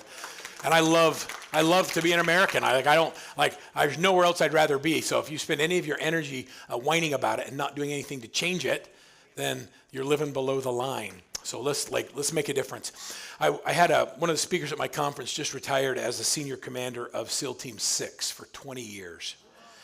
20 years. His name's Matt Werner. Matt stood on the stage with me, and he had to write down the stories he was going to share and tell because of his traumatic brain injury. And I said to Matt, tell me about. Do you know Matt? Oh, wow. Okay. All right. So Matt married a gal by the name of Dr. Kathy Greenberg, who wrote the book on emotional intelligence. She works with the special forces, the CIA, the FBI, the SEALs, and she helps them de-escalate situations. Right now, they're so busy working with all the police forces and think about the traumatic things that are going on in their lives. Well, Matt was telling me, he said, first time I met him, I said, Matt, tell me about why you have notes on everything. He says, well, there's some things I can't say and other things I have to call training exercises. And I don't want to forget those things. I have a TBI. And I'm like, a what? He goes, well, a TBI. I'm like, what's that? He goes, a traumatic brain injury.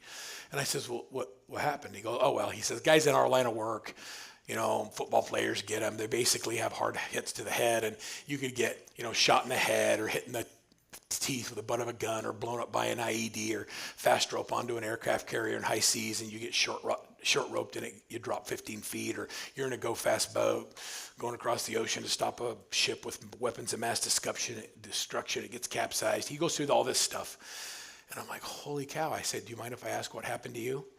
And without any emotion, he looked at me and said, all of them. And I just had this feeling of great gratitude for what people go through so we get to do what we love. So, yeah, we're jacked a little bit as a country, but man, there's people out there that are putting everything on the line every day for us so that we have the ability to sell houses, right? So just love them. And then, my gosh, I coach a lady in Washington, D.C. who's from Israel, and her whole family is in the middle of everything that's going on there. Her parents are there, everything's going on. And like, I don't care who you are or what you believe. I care that like people are getting hurt and their families are suffering.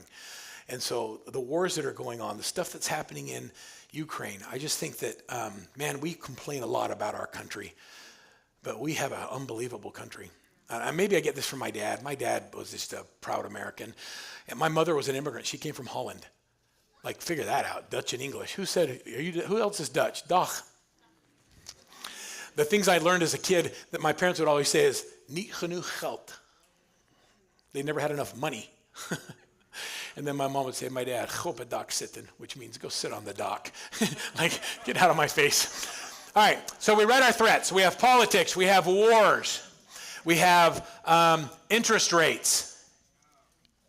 We have the economy.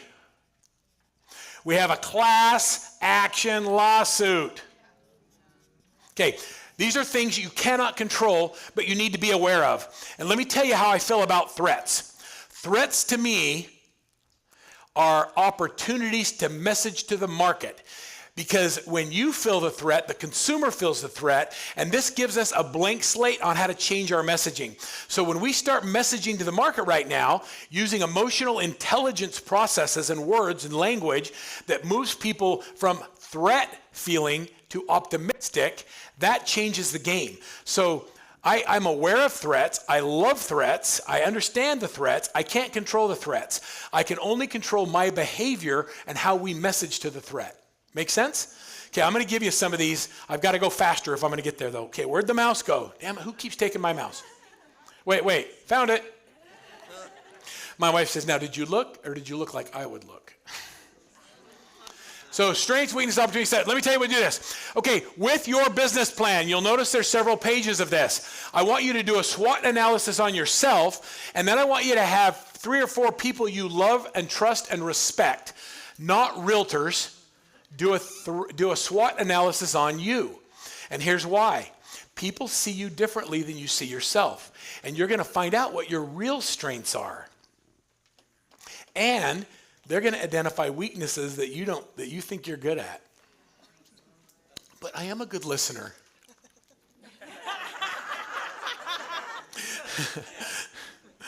Like if you're constantly finishing the person's sentence that you're with, probably not a good listener. Oh my gosh, all the high D's and I's are like, oh, you're not supposed to do that? I mean, we don't see the problem, really, right? We don't. You're also, the other thing that I've learned is that there are opportunities in the marketplace that you haven't even begun to think about.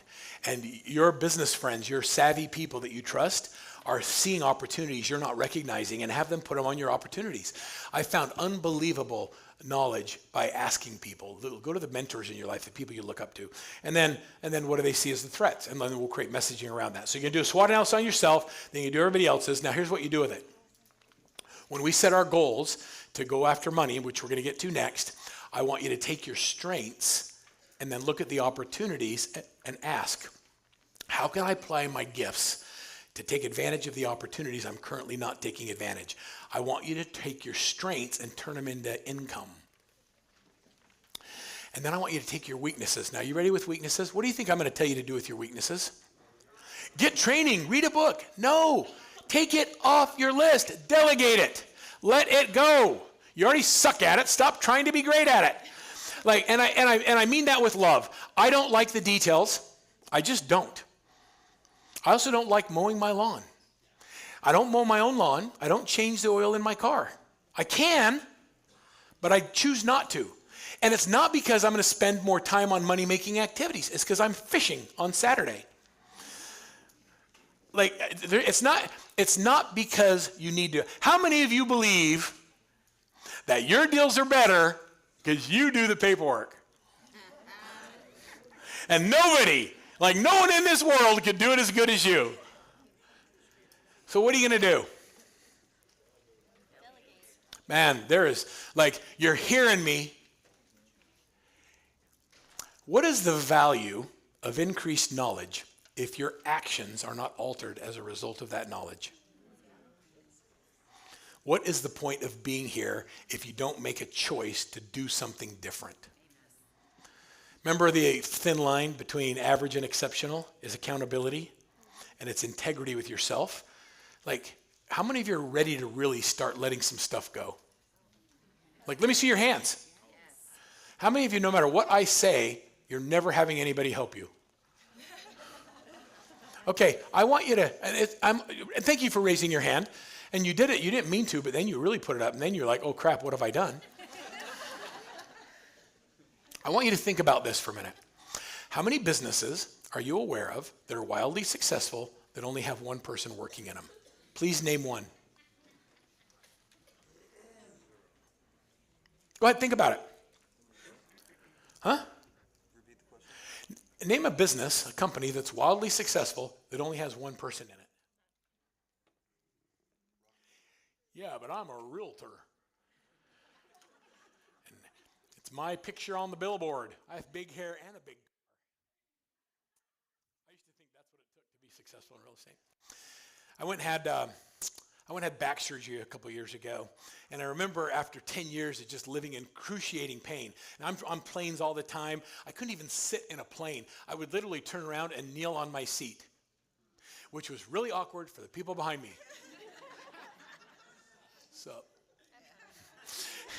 So you're gonna eat those peanuts, or what's? I just want you to imagine my wife. She's like, I'm not sitting next to you if you don't turn around. I'm like, my back hurts so bad. So finally I decided I'm gonna get back surgery. And so I go to I'm at my doctor, he does an MRI, and my doctor, my general practitioner says, oh yeah, your disc is blown out, I can see it, but it's okay. I also do backs. How many of you think that's the guy I'm gonna let do it? No, I also do backs, knees, shoulders. I've delivered babies. I'm like, dude, I love you, man, but I want Tiger Woods' back doctor. I want the person who does so much back surgery they can do it in their sleep. And so he referred me, and I couldn't get in. The Tiger Woods' back doctor is referral only with people you know. So they said no. Dr. Reichman was his name. Now, I don't know about you, but when somebody tells me no, what do you think that means? That means I'm going to figure out a way. So I start seeing everybody else. So one of my houseboat partners at Lake Powell, his wife plays golf with Reichman's wife. Can you believe that? So I said to Leanne, you got to get me into Reichman. And she said, oh, I'll get you in. The next day, his office calls me and says, Verl, this is Dr. Reichman's office. The doctor will see you in 6 months. I'm like, it's been 10 years. So 6 months later, I get in. I'm so excited. I go in there, and guess who greets me? Do you think Dr. Reichman greeted me? No, I met with a lady with no personality. She's, come on in. Who are you here to see? Reichman. Oh, great. Okay. All right. Let me see your card. Let me see your insurance. Let me see your stuff. She asked for all my stuff. Make sure that I can actually pay him. And then she says, please wait.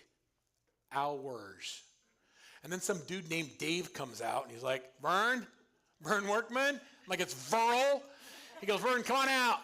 He sits me in the back. He goes, I'm Dr. Reichman's PA. I've worked for him for 20 years. The doctors have all had a meeting, looked at your MRIs. You're a good candidate for surgery in 6 months. Here's what we're going to do. This is how we're going to do it. Here's what you need to do. And I'm like, great. When do I meet the doctor? He goes, oh, you won't meet the doctor till the day of surgery. Right? So day of surgery comes in. I'm laying on the gurney. Anesthesiologist comes over and goes, hey, Verl, I'm Dr. Such and Such. I'm your count backwards from 100. I'm like, wait, I haven't met Dr. Reichman. Dude comes over and goes, hey, Verl, Mark Reichman. Leanne says, tell you hi. Good night. Like literally 99, 98, I woke up, he spent time with my wife. Okay, but hey, who are you in this story? Who are you in this story? Are you the receptionist and the PA and the doctor and the anesthesiologist? Do you think I saw Dr. Reichman afterwards? Yeah, when I came to. Him and my wife were laughing at all the stuff I was saying as I was coming out of anesthesia. And they were talking about Lake Powell and all the fun things. And then he was like, it was really good. It was successful. I feel great, by the way. And they did all these things. And so I'm done. The next 6 months, I'm in physical therapy with a physical therapist, not Dr. Reichman. Okay, so what is your business and who are you in the story? Who do you want to be? When you do it all, you send a very clear message that you're a small player.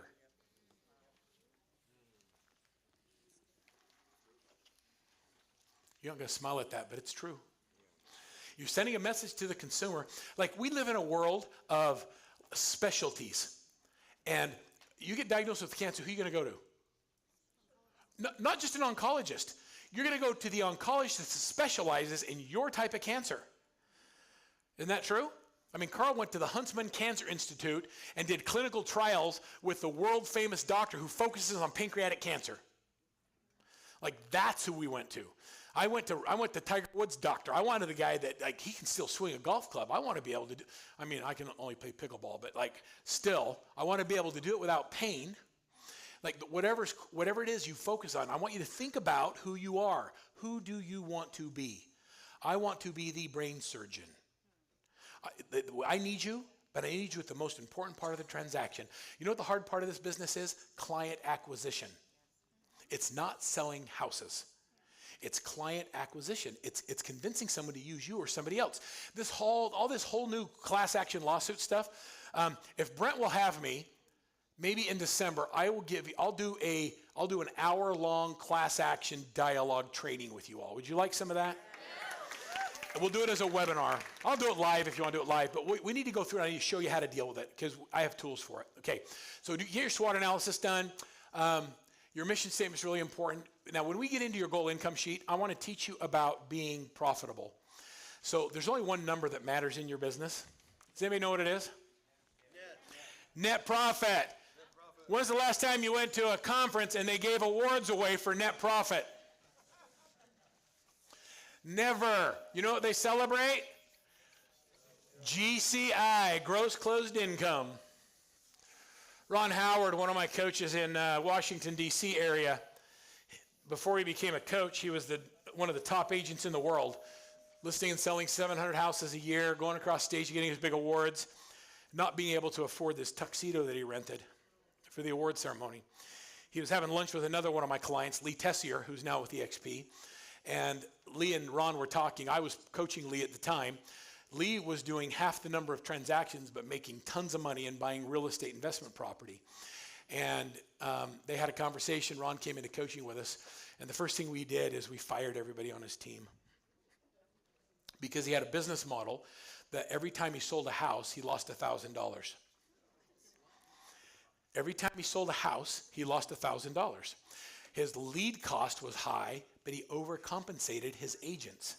And so because his splits were whack, it was physically impossible to get back to profitability. He actually wrote a book called Pit Stops to Profitability for real estate team leaders. And it's about his whole Workman journey.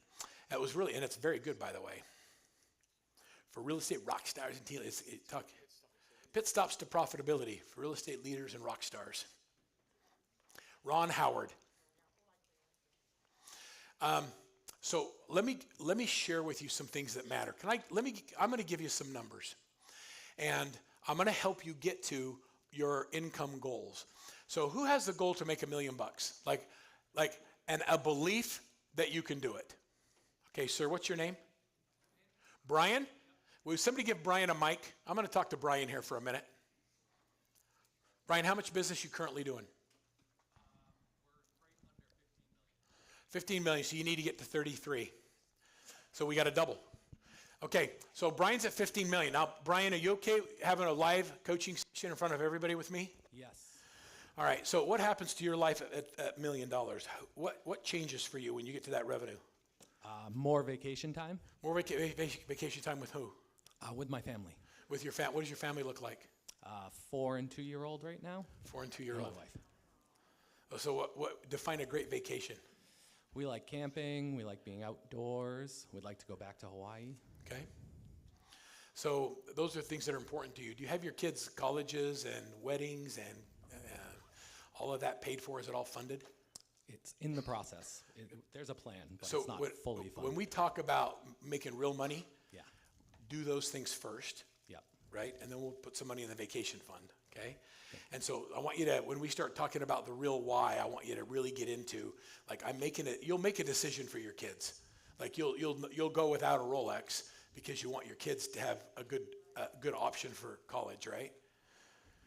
Okay, but you won't if that's not a real value. Right. And what do you feel? What happens in your marriage when you take better vacations and you do things like that? Will you take some without your kids? Yes. Is that That's a good? the goal. Yeah. Is that a good thing? Yes, definitely. Okay, so I want to be able to take my wife on better vacations is a good goal. Yes. So I hope you wrote that down. I did. And then I want to know where you're taking her and when. Okay. So I want to get to $1 million. What's your average commission when you sell a house? Average commission is about 22.5. 22,000. Let's just use 22,000 as crap that. Let's use 20,000 as a round number. I can do math on that. Okay. So how many homes do you need to sell? Take $1 million, divide it by 20 grand. 50. 50 homes. Okay, all right. Now, I know you love going in houses and all that stuff, but would it be okay with you if I had you focus on one very specific thing? And everything else you're going to have to delegate. Are you okay with that? Yes. Okay, now, whatever your number is, I want you to write your own number down, and I want you to follow the same thing I'm telling him, Brian, okay? And so I'm doing this with Brian, but I'm really doing this with you individually. I want you to do your own numbers, okay? 50 homes. All right. How many listing appointments do you have to go on in order to get a listing? 2. 2? Okay, so you get about 50%. All right. So I want you to focus on 100 listing appointments in 2024. 100 listing appointments in 2024. How many is that a week? So let's just work 50 weeks. 2. So you need 2 listing appointments a week, 2 LA a week. I want you to set your goal of 1 million in GCI on listings only. And here's how we're going to work, Brian. Brian, right? Yes. The way that we measure success at the end of your week is whether or not you got 2 listing appointments. I don't care if you list any of them. You get 2 appointments, you get night, you get to get your mani-pedi done, you get to shave your head, whatever you do to celebrate at the end of a week, you get to do it. But if you don't get your 2, we don't celebrate. 2's your number. 2. Now, is that a number that is like, oh my gosh, I could never do that? No. 2 listing appointments a week. Could you do it? I want you to get up every day, and I want you to be intensely obsessed with getting 2 listing appointments. I want you to get up every day, and I want you to be a freak about 2 listing appointments. Like when anybody sees you and they ask you how you're doing, I want you to answer with how many listing appointments you have this week and how many you have to go. Can you do this? Yes. Okay. All right. Now, stay with me for just a minute. Now, can you really do it? Yes. Okay, here's the bet. I'll make you a deal. Yeah. At the end of the year, if you show me 2 listing appointments a week, you list 50 houses, you get the $1 million. But if you don't do it, you get none of it. How would you work differently if that's how you behaved? Is there any way at the end of 2024, you tell your wife and your 2 cute kids, I'm sorry, Dad didn't make any money this year? Is there any chance that happens? No. That's how we work. You have to work like your life depends on it, doing the right thing every single day. Everything else is noise. It's crap. Delegate it, get it off your plate. You put a buyer in your car, I will lose my freaking mind. You know why? Because buyers take 20 hours, and you give me that 20, you give me half of that. Give me 10 of those hours prospecting for listings, you'll get your 2. Buyers are time-sucking animals. They will suck your life away. You put a buyer in your car, I want you to feel the sucking sound. I love buyers. I personally love other things more. You love your kids? You Yes. show them that they're worth it. Because every time you put a buyer in your car, you're telling them they're not worth $25 an hour. Because that's what I can pay someone else to show houses. And I don't believe that's who you are as a dad. He smiles at me like, you suck. But is it truth? It is, yeah. Anybody uncomfortable with this conversation? How many of you have your number, the one thing you're going to focus on? It's interesting, you're listening to me to talk to Brian, but you're not actually doing it. Like, do the work. What's your number? 200 calls a week to get the 2 listing appointments. 200 calls a week. I love it. And it can happen because I'm doing it right now. I'm calling expireds and another thing, and I'm getting 2 a week. She's doing it right now, calling expireds, getting 2 a week, strangers. High five, I love that. Okay, now, Brian, would you be opposed to me doubling this? No. Okay, let me show you how to do it. All right, so we did 50 homes at 20 grand. You did them yourself. You made $1 million. That's gross. That's fine. Every time you get one listing equals 1.5 buyer side closings. One listing equals 6 to 8 leads per month. Every 25 leads you generate, we're going to add 1 buyer's agent. So if you keep 10 active listings, that's 60 to 80 leads. I need 3 buyer's agents. You with me? Yes. Is it possible that I might have a formula for this? Yes. Do you think I have data that backs this up? 100%. If I had my computer up here, I would take you into my coaching platform. I will show you. Like I have this on 800 teams, and we're tracking everything. These are the real numbers. Okay, question? Do you recommend buyer agent or administrative staff? Do I recommend a buyer agent or administrative staff? Well, so the answer is it depends. If you don't have staff, you don't have administrator, then you outsource the stuff you can. I mean, I have a team. I have 35 employees in Salt Lake. I have 100 coaches, and I have 15 virtual assistants in the Philippines. And so my answer is it depends. So I use different things for different types of business. We just created our own coaching AI stuff. You haven't seen this yet. Wait till you see it. Anyway, I don't want to get distracted. Okay, so this is really important that you understand this math when you're thinking about creating leverage. If you ever want to get to, by the way, when we talk about your attraction pillar and attracting business to EXP, the greatest attractor is success. And you can tell the story over and over. You're going to get a certain number of people that will say, I'm interested. But most of you joined because you saw somebody else's massive success in business and in the business. Does that make sense? And so I want you to think about, what are you doing to become attractive? Is your business attractive? And if it's all about you and you can never leave and you can't go to all these great conferences all over the world in Cabo and I can't keep up with Brent. But if you want to be able to have a business that runs without you, is it physically possible to do it by yourself? And so you have to create leverage. And by the way, nobody should tell anybody else what kind of business they have to build. You can be an individual agent and you can create leverage other ways. You can build partnerships, you can have virtual assistants, you can have transaction coordinators, but I want you to think about leverage. Is that okay? Like some people have had employees and they never want to do that again because it was painful. Okay? But that doesn't mean it's not possible. It just means you can't do it like you did last time. Yes. Right? So we have to do it differently. So our pain is caused by our experiences that forms beliefs that says I never want a team again. Some people feel that way after their first marriage. But then they realize not everybody was like their ex and that everybody deserves to be happy. And there is someone for everyone. I just had to close mine while she was still in high school. Otherwise, she would have figured out it's not a good deal for her. I got to get them young. We get them young.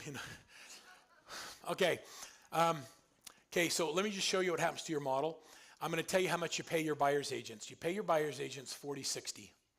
They get 40%, you get 60 on the first 2 deals they do in a month, 45-55 on deals 3 and 4, and 50-50 on 5+, and it resets every month. I have a sheet called the 10 Things to Be on My Team, which I hope you use. And in the 10 Things to Be on my team, it says you need to sell 2 deals a month. I want you making $100,000 a year. And you have to come to daily huddles, do daily success habits. There's a series of things we do. So I'm going to create an environment. People say, well, nobody will work for 50-50. I'm going to call bullcrap on that right now. Your average commission's 20 grand. Okay, so you make $20,000. So four times 2 is $8,000 per closing. I make what, 12,000. So team leader makes 12. Buyer agent makes 8. The minimum is 2 a month, 16,000 a month. Is there anybody in this room that would come to work on one of my teams if they made 16,000 a month consistently? Just really quick. Wait, it's not about the split. It's about the amount of money you take home to your families. And there are really good people that don't want to be team leaders. They want to be in a system that generates opportunities. And they want to be really good at what they do. When all you do is show houses, you get really good at the market. You get really good at qualifying. You get really good at helping people get in. You get really good at finding resources for insurance when other people are leaving the state. So you get really good at it. So if you're making 16,000 a month, now the reason we have a hard time letting go of stuff is because we create bad compensation plans. And so if I have a buyer's agent on a 70-30 split, I can't afford to give my buyer's agents my A leads. So I've created compensation that disincentivizes the behavior I want from the leader. So as a buyer's agent, would you rather have me give you all my leads or just the really bad ones? Do you understand the difference? It's not about the split. It's about the opportunity you create. If I don't work with buyers on my team, do you work with buyers, Brian? Were you not listening? I used to, is the right answer. Okay. And it's not because you don't love buyers. You're going to train buyers agents to be excellent at it. When they get a buyer's agent, they get you. You'll help in the negotiation. You'll do what you need to do to keep the deals going forward. But you're going to help other people make $100,000 a year. The way you measure success is how many buyer's agents on your team made 6 figures. You're going to change their lives, help them become homeowners, let them do what they love to do in this business. Being a team leader isn't hiring someone so I can have a better life. It's building a team so I can have 5 people that I pour into and I can change their lives. That's what leadership means. I'm not hiring people to serve me. If that's why you build your team, is because I want people to serve me so I can have better bling, don't hire us as a coach. But if you want to change some people's lives for real, like real, I'll show you how to do it. Serve people, and as you serve people, their life changes. And when they leave you to go to somewhere else, it's okay, because you know how to do it, because it's a system. And they come back. You make it look easy because they follow a system that works. All right, so let me just show you what happened here, my friend. For every listing you get, you closed 1.5 buy-side transactions. You made $1 million on the listing side. Now we've got, if you did 50 homes, you did 75 buy-sides. So somebody do the math of 75 times 12,000. 900,000.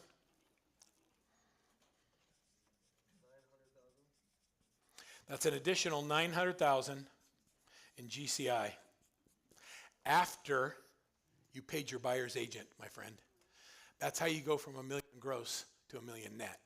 Is you do it with leverage. Now, would you be okay if I showed you how to do it without actually doing any listings? Okay. You hire 2 listing partners. So you hire 2 listing partners. You pay them 30 to 35%. Their minimum is 50 to 70 listings a year. So now, on your $20,000, somebody do the math on this. Somebody give me 7 times, you make $14,000 by not going on listing presentations. It's called leverage. It's when you're thinking about how do I build a business that serves more families. When you have 2 people going out there that really know how to sell in today's market and they're listing homes and all they do is eat, drink, and sleep listings, once they get the listing, you turn it over to the marketing coordinator who does all the marketing, gets that house up there, and then the buyer's agents are doing all the open houses and knocking doors around it because a listing is an opportunity to generate leads. When you're following the system, it creates all these opportunities for people. Listings is how you stay in this business. Is there a listing inventory issue? Yes. You want to know what the problem is? The problem is that there's not enough listings in the market. It's that you don't have them. Am I wrong? I got a client in North Carolina, Mahala Landon.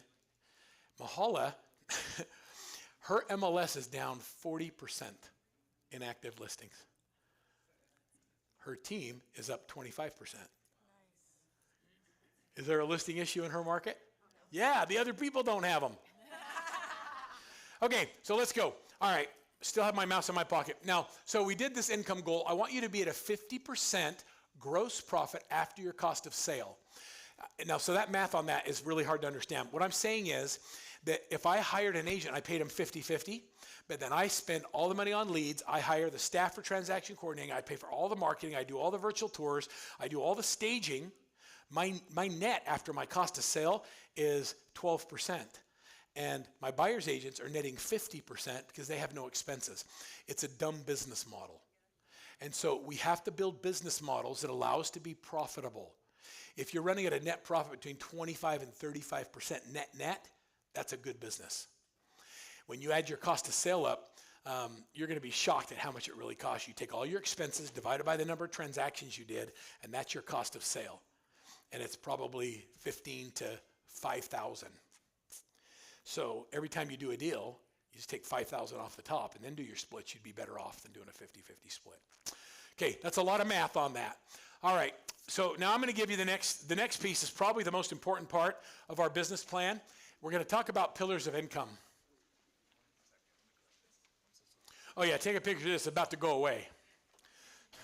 By the way, your coaches have all this. We will help you with all of this. I have contracts for everything, like everything. So as I'm talking today, how many of you are feeling like you wish you had somebody in your life that was actually like helping you like this?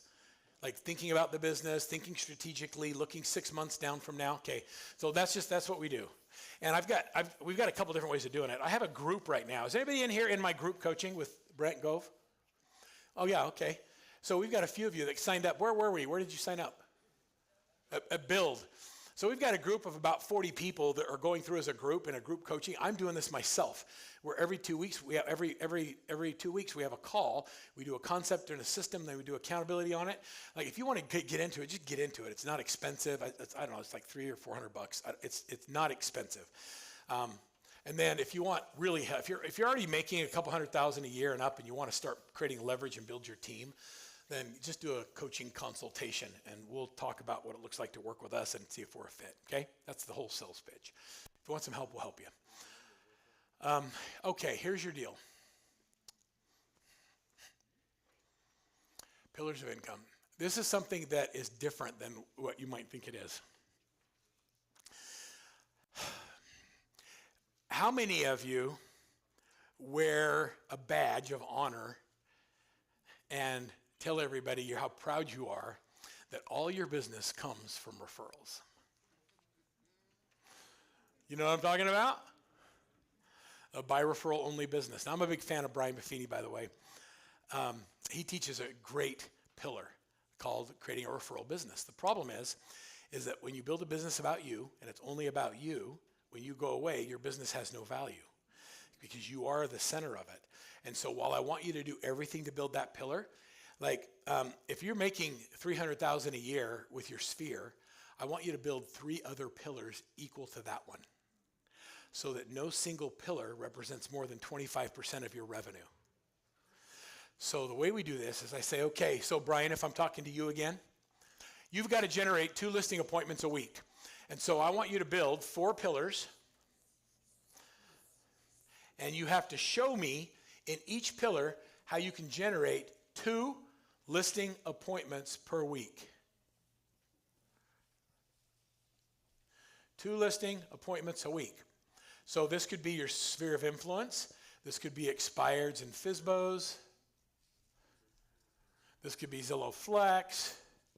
I hate Zillow. This could be door knocking. It could be geographic farming. It could be your National Pet Society. Like, it doesn't matter to me. We can come up. It could be new construction. It could be remodels. It could be get 10 investors that have properties that they turn always, right? But each one of your 4 pillars has to be able to be broken down to show me and demonstrate how you can generate 100% of your goal in each one of the pillars. And then we're gonna work each pillar as if it's the only thing we do. So Brian, are you thinking about that? You got to get 2 appointments a week. If you have 4 pillars and you work all of them, what do you think your chances of success are going to be? Hi. 100%. You're going to hit 100% of it in one pillar, 20% in another, 40% in another. What would happen to your business if you ended up doing 4 listing appointments a week? It would be great. It would double. Yeah. It would go 2 million to 4 million overnight. Like, it would be crazy. The problem is we spend 70 or 80% of our day doing the miscellaneous tasks associated with the business, and hardly any of our time focusing on the one thing that is the most important. And that's all I want. If you get nothing else out of today, I want you to be so clear on your one thing. What is that one thing? What's the one thing? All right, once you build your 4 pillars, then you're going to create what's called a sprint. Now, we use a process called Agile, and if I had my computer up front, I'd show you this. Agile is intense because it's how the busy people get it all done. So go to the very back of your business plan, and you'll say action plan worksheet. Yep, that says sprint. Each one of your pillars has to have its own sprint where you write down like to the ridiculous. So let's say you pick geographic farming. You say, okay, I got to identify a farm. It's going to have some very specific things in it. So if you have access to our online training, there's a program called SLAM, Listing Agent Mastery. You have access to that? So I want you to get into Listing Agent Mastery, and I want you to go through it. Nobody even contributed to that program unless they list 250 houses a year. And so there's no bullcrap in there. I didn't build it for CE credits. Okay? It's what do you do before, during, and after? How do we find it? And just copy them. And like, you might have a different opinion of what works and doesn't. When you do more than 250, I'd be interested in your opinion. Until then, just do it my way. Okay, now I'm saying that with love, right? Because we all, everybody says to me, there's 2 things I hear in every market. I know, Verl, but our market's different. And the other thing I hear is, but they really need me. I mean, people get me because I'm special. And neither one of those things are true. Nobody actually cares about you, and your market's not that different. I mean, I care about you. Okay, this is an S. She's totally a high S in the disc. I'm like, nobody cares about you? She's like, oh, no, that is no. I mean, some people love you. But your clients care about themselves. Remember who they care about. They're buying and selling a house because of them, not you. You are a tool in the process. Hopefully you're a very good tool. Oh my gosh, is this hard? Am I hurting your feelings? Is it true? Like, understand your role. Like, my role as a real estate agent is put my clients in the best position to make the right decision for their family. I want the best informed client in the transaction so that we win. I'm not a dual agent. I don't represent both sides. Whoever my client is in that moment, that's who I work for, and my job is to put them in the best position to make a decision. And you only do that by being great at the business and being smart and doing your research and understanding the market and knowing the data and having relationships with lenders that can get deals done.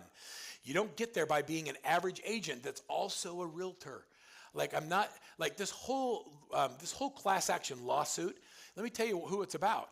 It's about agents who never understood how to sell their value. And so when they went into a transaction and the buyer said, can you lower your price? They said, my broker won't let me, because they don't know how to sell the services they provide. So they deferred it to their broker and said it wasn't negotiable. That's the problem we have. And so in the absence of value, price will always be the objection. And so unless you understand how to articulate your value, it's a whole other seminar. This has to be detailed on all 4 pillars. You got that? Okay, so Brian, when can you have this to me?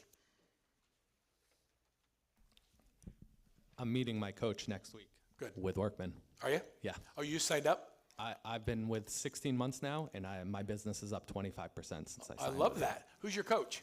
Dominic Calissimo. Oh, Dom and Ellie. They just had a baby. Yeah, they did. Okay. And they're very sharp. They are. And so when you meet with them, I want you to tell them what we talked about. Your business is 100% listings. You freaking put a buyer in your car? Like, I'll get Ellie on the phone. Dom's easy. Yes, he is, compared to her. Dom's pretty easy, man. We're not dealing with that. Oh, I'm glad I picked you, man. Okay, so we're going to build a sprint. You're going to go in details and do this. I have a thing in Agile where there's a bunch of sprints already done, and I think it's in my giveaways, and so I'll try and share that with you. I want you to do a cash flow budget worksheet where you understand what your expenses are. Do that in great detail. Your marketing plan. This was a good one. This is a really good slide. Okay, so on your goal achievement system. Okay, well, so I want you to do the whole business plan. Inside your training center, for those of you who have access to it, in the business planning section, it's a whole week. And we get into each of these things and show you how to really break down and do it in details.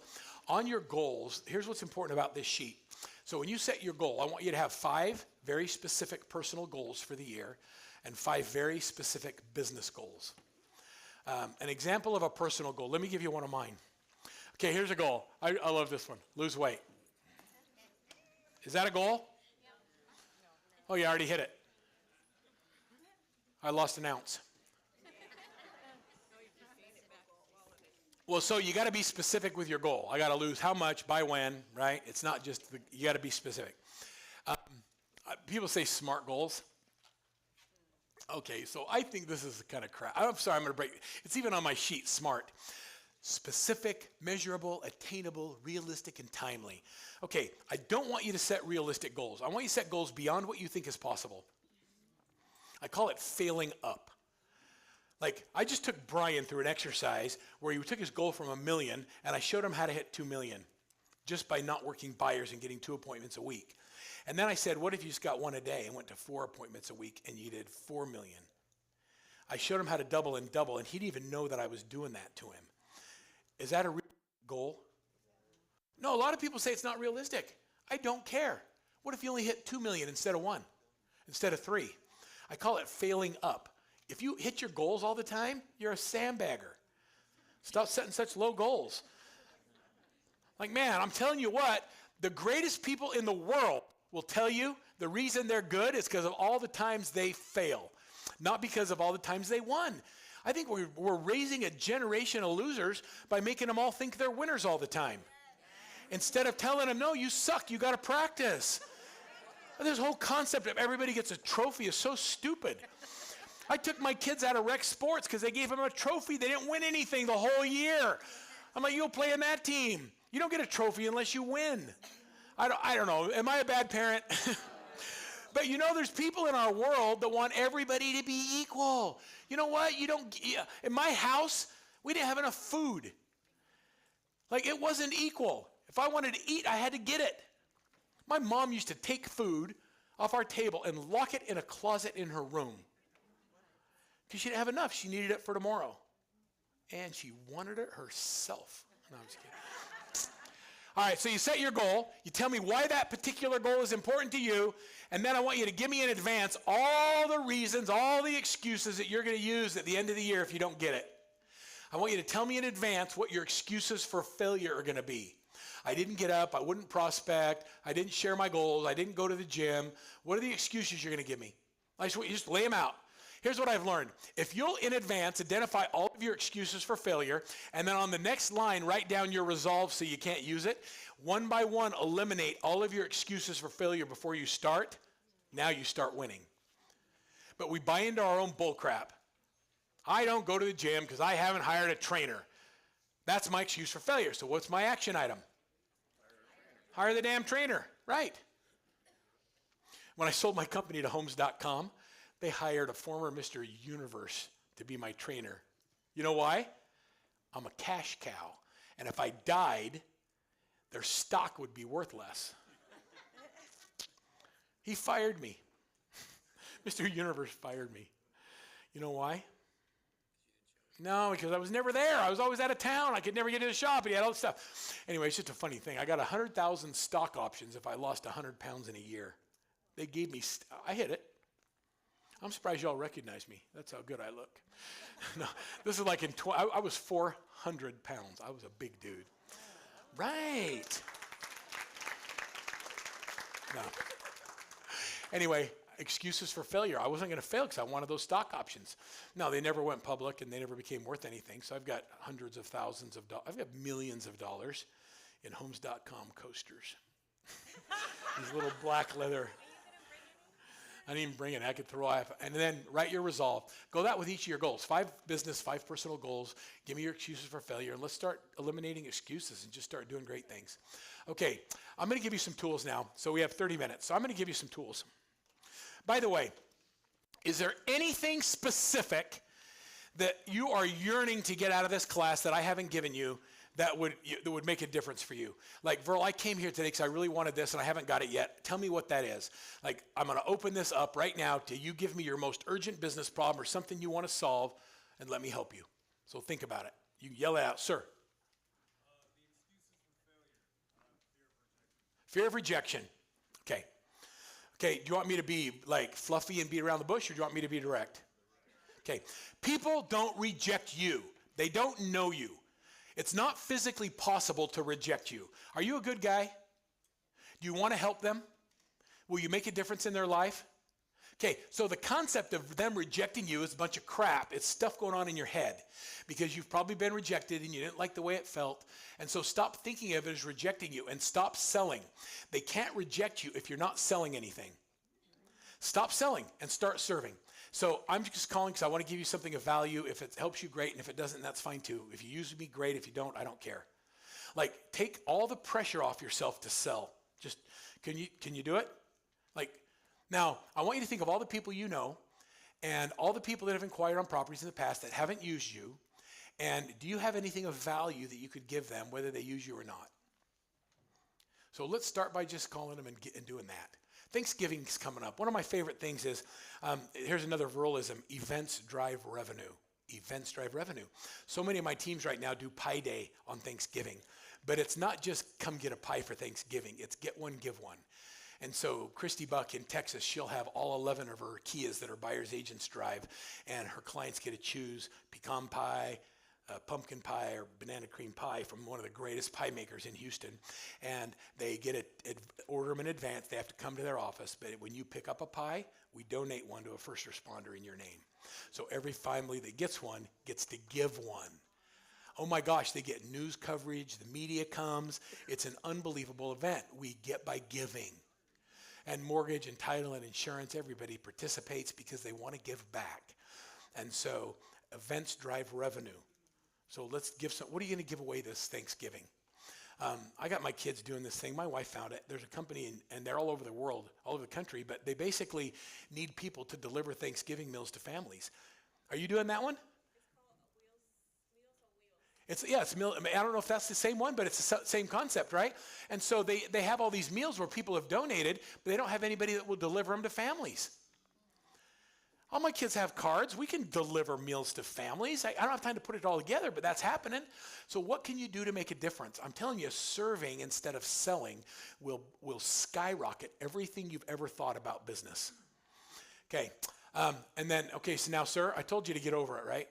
Stop selling. If you're not selling, can they reject you? They're rejecting the concept of you. Because nobody's going to reject you, man. You're a good guy. Get over and give me a hug, right? I want to give you a hug. Like, it's not personal. It's they have had a bad experience with somebody who was too aggressive with them. You know that people would rather give up sex for a month than negotiate their own car deal?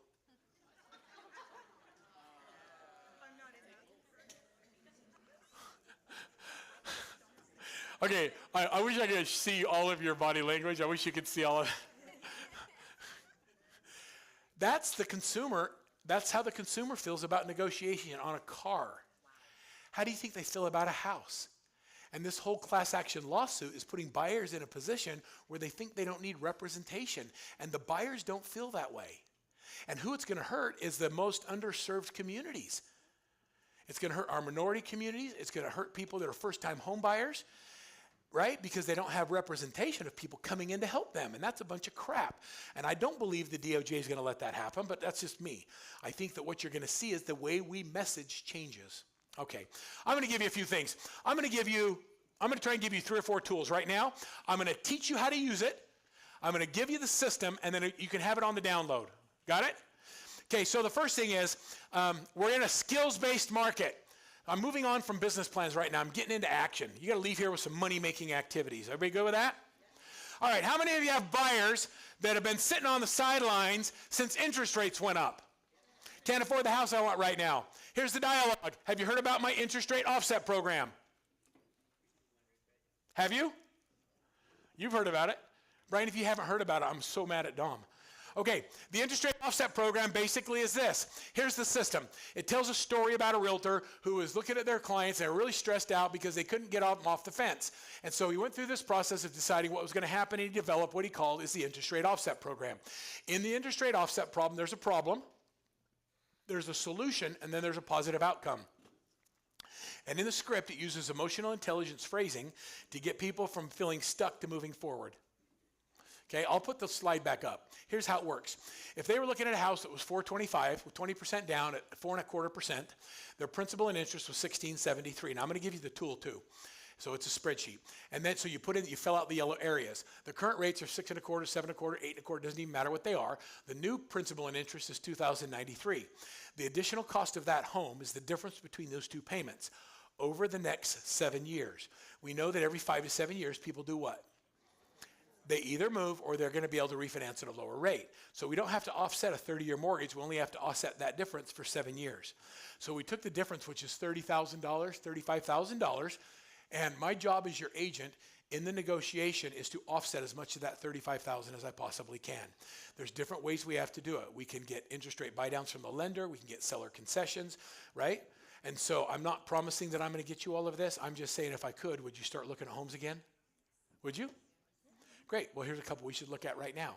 It's called the interest rate offset. There's a couple things that are important. Number one, it's proprietary language that separates you from the other agents that are messaging.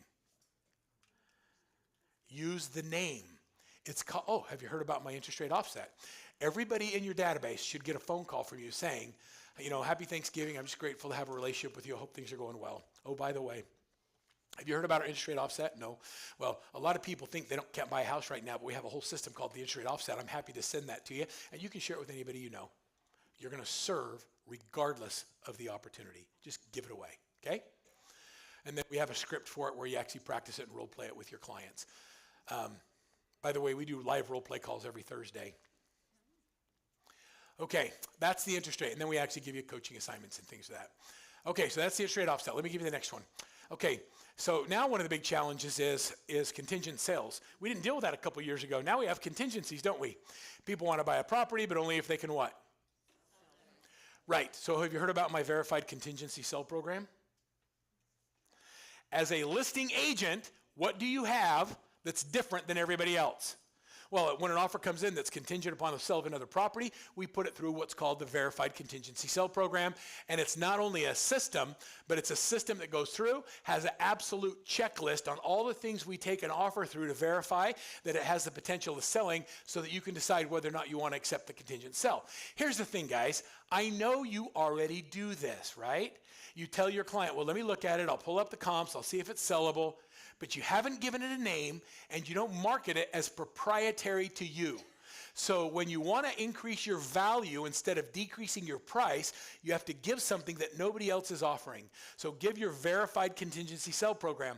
As a buyer's agent, I have the same checklist and the same system for the buyer's agent who's presenting a contingent offer.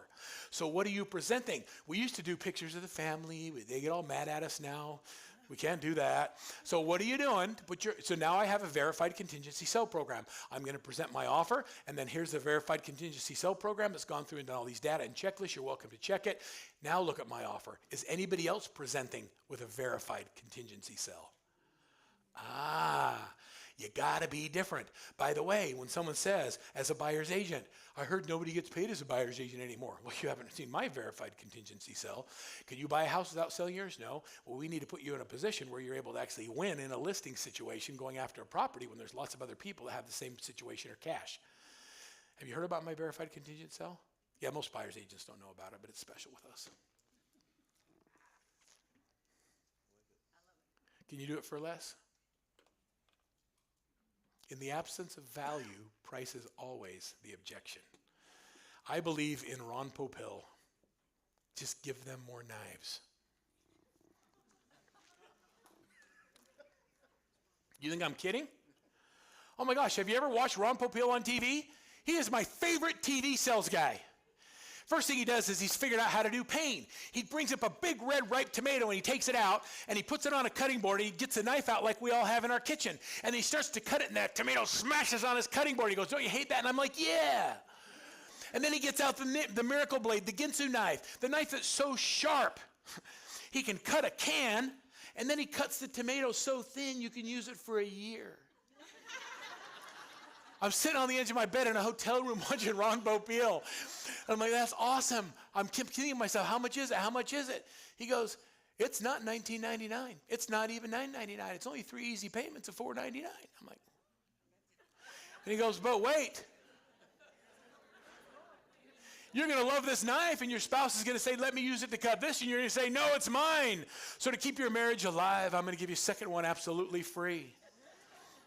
And then he takes out the stupid little orange juicer that you plug into the orange and makes orange juice, right? And then he has a peeler that he goes like this to peel an orange in one easy thing. And I'm sitting there going, holy crap, how much is this going to be? And then he says, but wait. And then you get like the 8 steak knives. He like continues to give you knife after knife after knife until price is no longer the objection, and it's only 3 easy payments of $13.33 or whatever the number was. I ordered them. I still have them. My whole concept in understanding how to deal with this commission issue is you have to learn how to provide so much value to the consumer on both the buy side and the sell side that price is no longer the objection.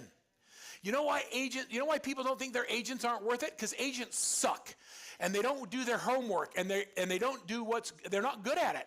Like when the average realtor does 7 deals a year, how do you get good at doing anything 7 times? Specialize. As a buyer's agent, all you do is work with buyers. You're a specialist. You understand more. You understand what's on the market. You know how to get your offers approved. When you're a listing agent, oh my gosh, you eat, drink, and sleep how to get houses on the market, how to price it right, how to stage it correctly, how to do marketing to get people to show up at your open houses. You get better at it because you're an expert at it.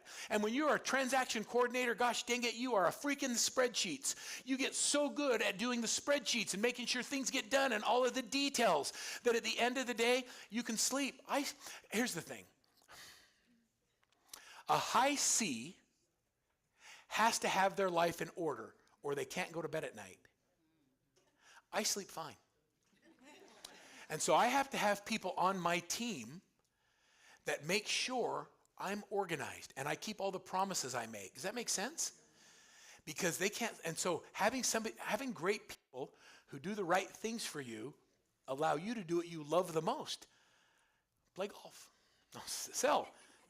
I keep putting my mouse away. I don't know where it is. Oh, thank you. Are you paying attention? Okay, so you like the verified contingency? You guys want that one? Okay, verified contingency sell. There's both a buyer script, a seller script. I've got both. The checklists for both of them are there. I'll give them all to you. You can have them. Okay. Oh, yeah, this is one of my favorite ones. Okay, so I had a client in my Washington, D.C. class with me, and Nick Painz, P-A-I-N-Z. And Nick was a client, a coaching client. Now he's a coach. And Nick was there, and he was kind of talking about his journey. And in his journey, he says, my favorite of all your shift modules, we have 18 of them, is the stop, drop, and save. And it talks about how to get the interest rate lowered. How many of you have done a 2-1 buy down recently? Okay, for everybody else not raising your hand, how many of you kind of know what it is, but you really don't know how to sell it? Okay, this teaches you how to sell it. Okay? And so we have to be the experts. There was a time in real estate when you could say, oh, I have a really good lender, I don't really know anything about that. Your value diminishes when you do that. Now, because you know it. Oh, yeah, she says, I just make stuff up and it sounds like I know what I'm talking about. Well, you're kind of kidding, but you're kind of not. Right. Okay, so Stop, Drop, Save basically talks about, so my first house was a 2-1 buy down. I couldn't afford to get in the home. It was $56,500. 6.25 the first year, 7.25 the second year, 8.25 the third year. I couldn't qualify at 8.25, but I could qualify at 6.25. A 2-1 buy down, basically I bought the rate down for 3 years, so the first year in the home, I qualified at the lower rate, anticipating my income would go up, and it absolutely did. So understanding how to talk about the stop, hey, instead of getting out of the market, have you heard about our stop, drop, and save program? It allows you to qualify at a lower rate by putting some things in the transaction that allow us to buy the rate down. Would you like to know more about that? So we give you the script. By the way, if we get you into a house where you're qualifying at rates that were 2 years ago, would you be more open to looking at properties today? That's good. Right. So the dialogue I'm using is open. I just want you to be open to the possibility. A lot of people think they're priced out of the market because of rates, and they just aren't. But we're not communicating to them, and we're not teaching them how to do it. You know why? Because we don't know. And it's okay, but it's not really okay because we've moved into a skills-based market. And so the agents with the skills that are focused on coaching and training and personal development that are really getting better skills are the ones that are going to win in the marketplace. Your clients don't need you to say, I don't know, I'll check on it. It's a skills-based market. If you're getting ready to go to jail, are you going to hire your friend that's an attorney, or are you going to hire a freaking animal that's a criminal defense attorney? Who are you going to hire? You're going to hire the animal. Everybody has friends that are realtors, but hardly anybody has friends that are great realtors. And how you message who you are in the transaction matters. I want to be Reichman. I want to be the real estate surgeon. Ooh, you should own that. And his all-star team. By the way, Dave, his PA, phenomenal. Seriously, after I met with Dave for an hour, I didn't even care who Reichman was. Dave was awesome. He knew what he was doing. Okay, that's my stop, drop, and save. This is actually how the buy-down programs work. You put your numbers in. It shows you what a 2-1 or a 3-2-1 buy-down is. These are programs that are available today. You can do them. The systems just work. So I'm going to give you the whole system. Like, I want you guys to use it. If I give it to you, how many of you are going to use it? Here's what I know. Gosh dang it. This is so frustrating to me. You guys are so excited you're going to copy everything except the hard work. My gosh, how do we change from thinking about doing something great to just doing it? What has to happen in your life to get you to be hungry enough to just do hard things? Accountability. Accountability is a big deal. Okay, let's see what else I got. These are all good slides. Okay. I could tell you about Brooke. Okay, so Brooke's kind of an interesting gal. So Brooke used to book motivational speakers for a living. When I first met Brooke in, I want to say Ann Arbor, but that's not where it was. It was in Michigan. What's another great place in Michigan? It's pretty. It's not the ugly part of Michigan. Grand Rapids. You know what I mean? Am I wrong? You have to, like on the hand, it's like, okay. So in Grand Rapids, Michigan is beautiful. Brooke was at a Women's Council of Real Estate meeting, and I met Brooke, and Brooke said, okay, I want to build a team. She was Rookie of the Year her first year, and she had 2 kids, and she says, I got out of corporate America because I wanted to have a life, so I got into real estate. And she says, and now I don't have a life. So her first year, she went from 100,000 to 250. From third year, she was at 500,000. Year 4, she hit 500. She hit 750. What's cool about Brooke is, on a whim, her and her husband decided to leave Michigan, open another team in North Carolina, and they moved there. And she kept her 7-figure team in Michigan, and she built a new 7-figure team. It took her 2 years to make $1 million in the new market because she figured out how to do it. Now she just opened in Florida. And so many of you in this business model, one of the cool things about this business model with EXP is you're building these worldwide teams. You have people all over the country. The challenge is that when you say they're on your team, they're in your organization, but they're not really part of your physical real estate selling team. And you have an opportunity in this business model to actually have a worldwide team where people are following your systems, where they're on the right splits, where you're pouring into them, and you make enough money to be able to do that. In your business model, this is the best business model I've seen in the country that allows you to have offices in multiple places without the overhead and have a culture of production. And it's really cool to see this happen. Lee Tessier, when he joined EXP, he opened in Florida. He left Keller Williams, then he went to Remax, then he went to EXP. Now, Lee does, I don't even tell you how many, he does 750 houses a year in Maryland. Now he's doing them in where his winter house is in Florida. And the reason he wanted a house there is because he wanted his wife to be able to be in the warmer weather in the winter. And they're killing it. So when I see greatness, it's because people are doing great things. So that's just Brooke. That's just kind of a cool thing. That's creating a business that's a lifestyle. Okay, would you like me to give you a lead follow-up system? Okay, you want me to actually show you how to convert leads? Okay, with any enthusiasm at all, and as a group, you want me to show you how to sell more deals? Okay.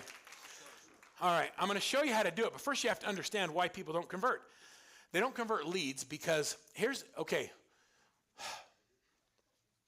the truth. As an individual agent, you're lazy. And when opportunities come your way, if they're easy enough, you'll take them. Oh, you want to go meet me at a house? I'll meet you at a house. And then while you're there, you have enough charisma and savvy to be able to get them to work with you, and then you convert them. And then the people say, no, I just want to know about the house, and you don't have enough, and you give them the information. They say, well, I'll call you if I'm interested. Then you put them in your I'll follow up pile, and you never call them again. We don't convert because the B's and the C's don't get followed up with systematically. You don't have a system to follow up. And the other thing, and this is I'm just kind of getting into your gut here for a minute, gut check, is if you really follow it up with every opportunity, it would create more business than you can physically handle, and you are unconsciously sabotaging your own success because you're afraid of what it's going to do to your family. It's totally Tony Robbins.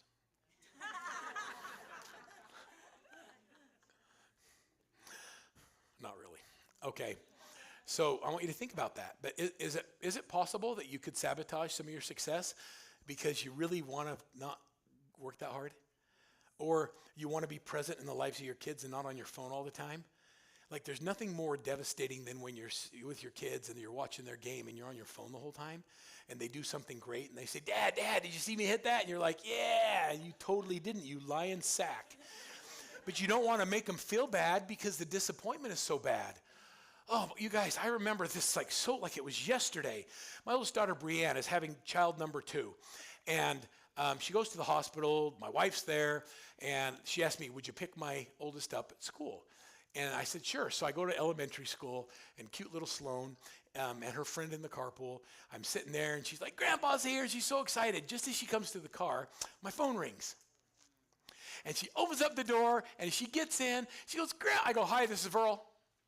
And I watched the life of that sweet little angel drain from her face, and it broke my heart.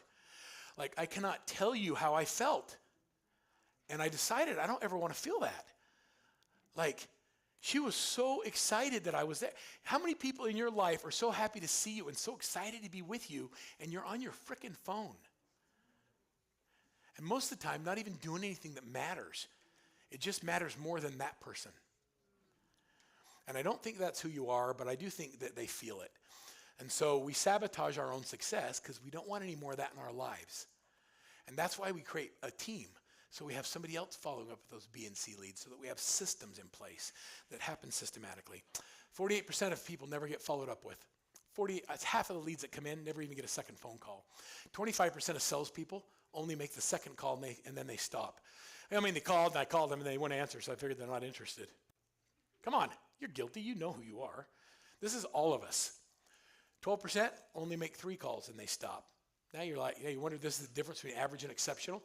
10% make more than 3 calls. 2% of the sales are made on the first call. 3% on the second contact. And this is when most people have bailed out. 5% are made by the third call. 80% are made between 5 and 12. And most of us have checked out. So you want to take some market share? 12 calls. We call. Okay, I want you to follow up with people. I want you to call until they file a restraining order. Like, When they say, take me off your list, you psycho, I will give you a high five, and then we'll delete them from your database. They weren't going to use you anyway. We follow up until they buy or tell you to die. We follow up. We follow up. We follow up. Yes? Do we leverage and have someone else make those calls? Oh my gosh, yes. Do we leverage? Yes, we leverage everything. Okay, I'm going to give you the ABCs of lead conversion. Are you ready? Okay, now you got to, guy, okay, we have 10 minutes. All right, I got to go back. Okay, I have about 2 more hours I could spend with you. Then do it. No. I'm totally going home. Okay, an A lead. I want to define it for you. An A lead is somebody you have an appointment with. An A lead is somebody you have an appointment with that's going to buy or sell in the next 30 days. An A lead is somebody you have an appointment with that will buy or sell in the next 30 days. When you go show houses on Saturday and they don't make an offer, and you say, okay, well, I'll send you some more properties and we'll go look next week, that is not an A lead. An A lead is, when do you want to look next week? Beginning of the week or end of the week? You can role play with me. Beginning? Monday or Tuesday? Monday, morning or afternoon? 1 o'clock or 3? That's an appointment. Now, did you notice I didn't give him evening as a time option? It's intentional. I put people in the slots. I'm going to show houses. I show houses at night 1 day a week, whatever. You set your schedule. But I put him in a place where I want him to go. And it's dialogue that I practice. You think I've said that a few times? Yeah. An A lead is somebody you have a what? An appointment with. Okay, a B lead. They're not ready to go for 30 to 90 days. 30 to 90 days out, a B lead, we're going to call 2 times a month. We're going to call them exactly during the week that the 1st falls in, and we're going to call B leads during the week that the 15th falls in. A leads have an appointment. B leads we call twice a week during the 1st and the 15th. Do you do this? Does it work? Yes. Does it work? Yes. It's stupid how good it works. Okay. What do you say to a B lead when you call them? How you doing? Checking in. That's so funny. Here's my players over here. They're like, sup? Sup? No. Come on. Hi, this is Verl. I'm just giving you a call. Make sure I'm not dropping the ball. I want to use dialogue that removes a barrier. I'm not trying to sell you. I just want to make sure I'm not dropping the ball. You still getting the properties I'm sending you? Hey, I was noticing something like this, and I didn't know if you knew about it. I thought I'd send it to you, and I give them a shift module. And then I say, hey, there was one of the properties that came up, and when you described what you were looking for, I marked it aside. I don't know if you got this one. Let me send it over to you real quick. Let's look at it together. I'm going to try and develop a relationship. And then every time I talk to them, I'm trying to get answers to more questions. But I always start with, hey, this is Verl. I'm just calling to make sure what? I'm just not dropping the ball. I promise you, after you do this every 2 weeks, and you say, I'm just calling to make sure I'm not dropping the ball. They say, oh, you're not. You call me every 2 weeks. I said, I know. I just want to make sure that I don't. And you start to have a little bit of fun with it, and people don't care. They're just glad that you know how many realtors never call them? All of them, including their friends. And if they never use you, you develop a good relationship. A C lead, we're going to call once a month during the week that the 8th falls in. They're 90 days plus out. We're going to call them once a month during the week of the 8th. We don't call them as often because they're not ready yet. And so I'm just going to stay at the front of their mind. Say, what's up? What do you say to a C lead? Sup? No. Okay, try this. I want you to try it. Here, you guys ready for some great dialogue? Try this. Hey, this is Verl. I'm just calling to make sure I'm not dropping the ball. I mean, I promise you, no one's going to be like, ho, ho, ho, ho. That's your B lead dialogue. You give me some new stuff. They don't care, right? Just don't take yourself so seriously. Have a little bit of fun with it. What you're currently doing is not working. So stop doing that. C leads we call once a month. So A's we have a what? Come on, A's we have a what? A B we're going to call twice a month during the weeks of the? C leads we're going to call once a month during the week of the? And then during the week of the 22nd, we're going to work our sphere. The week of the 22nd, that's when we work our sphere. So don't forget that. Okay, I'm going to give you another tool. All right, so you want to know how busy people get it all done? They manage their time differently. All right, how many of you have on your excuses for failure, I didn't have enough? Right. Okay. Would you like me to eliminate your time excuse? Okay. First of all, you have to understand that there is no such thing as time management. Time management is a myth. You cannot speed up or slow down the passage of time. The acronym for time is, that is my excuse. There's only me management. You can only manage yourself with this finite resource called time. So this is called the My Perfect Week Scheduler. The way that My Perfect Weeks, this is a Google sheet. I'm going to give this to you. It's in my download. I'll give it to you. The way this works, every week, beginning of the week, you sit down and you just design what you're going to do this week. When are you going to prospect? When are you going to do your role plays? When are you going to show buyers? When are you going to work with listings? When are you going to do family time? I always block out personal stuff first, and then I put the rest of it in. Then when somebody calls during my prospecting time, I don't answer the phone. And then when someone says, I want to look at a house, I go, okay, I'm showing houses mornings and afternoons and evenings. Here's my times that I have available. And you start intentionally putting people in the time that you blocked. You start to take control. And that way you focus on the activities that generate the highest return on your time. And then you delegate or eliminate the other things out. You guys want a copy of this one? Yeah. Okay, that's called My Perfect Week. The next thing I'm going to give you is the My Daily Success Habits Tracker. Okay, so the very first scroll, Og Mandino says, I will form good habits and become their slave. We created the Daily Success Habits Tracker. The way that this works, now in coaching, whether you're private coaching or in the group coaching, we have an app for this, and it all goes into a system, and we track how many calls you make a day, how many conversations you have, how many appointments you set. We know it takes between 230, well, I got to think about my numbers. It takes between 230 and 265 points to get a closing. You want more closings? Do the right thing. And so what we start doing, guys, and now I want you to listen to me. If you'll do your My Perfect Week, and then you'll use the Daily Success Habits Tracker and track what you actually do in the left-hand column every 30 minutes, what do you think you'll discover? You're going to discover how little time you're spending doing dollar productive activities. And it's okay, because accountability is awareness. And when you're aware that your activities are not going to get you to your goals, I believe that you're smart enough and you care enough to just change them. But because you're not measuring the right things right now, you're unaware. And so you're hoping what you do works, but you're not tracking whether or not it actually does. And so that which gets measured gets done. We track everything. And all of my DIs hate to do it. They like to talk about it. They like to tell you you're going to do it. And so I need to ask them if they're doing it, because when they do it, it starts to get predictable results. So we have to do the goal is to get 61 points a day doing dollar productive activities. If I give you this 61 points a day doing many making activities, how many of you would actually commit to do it 5 days a week and actually show me that you did it? Yeah? Okay.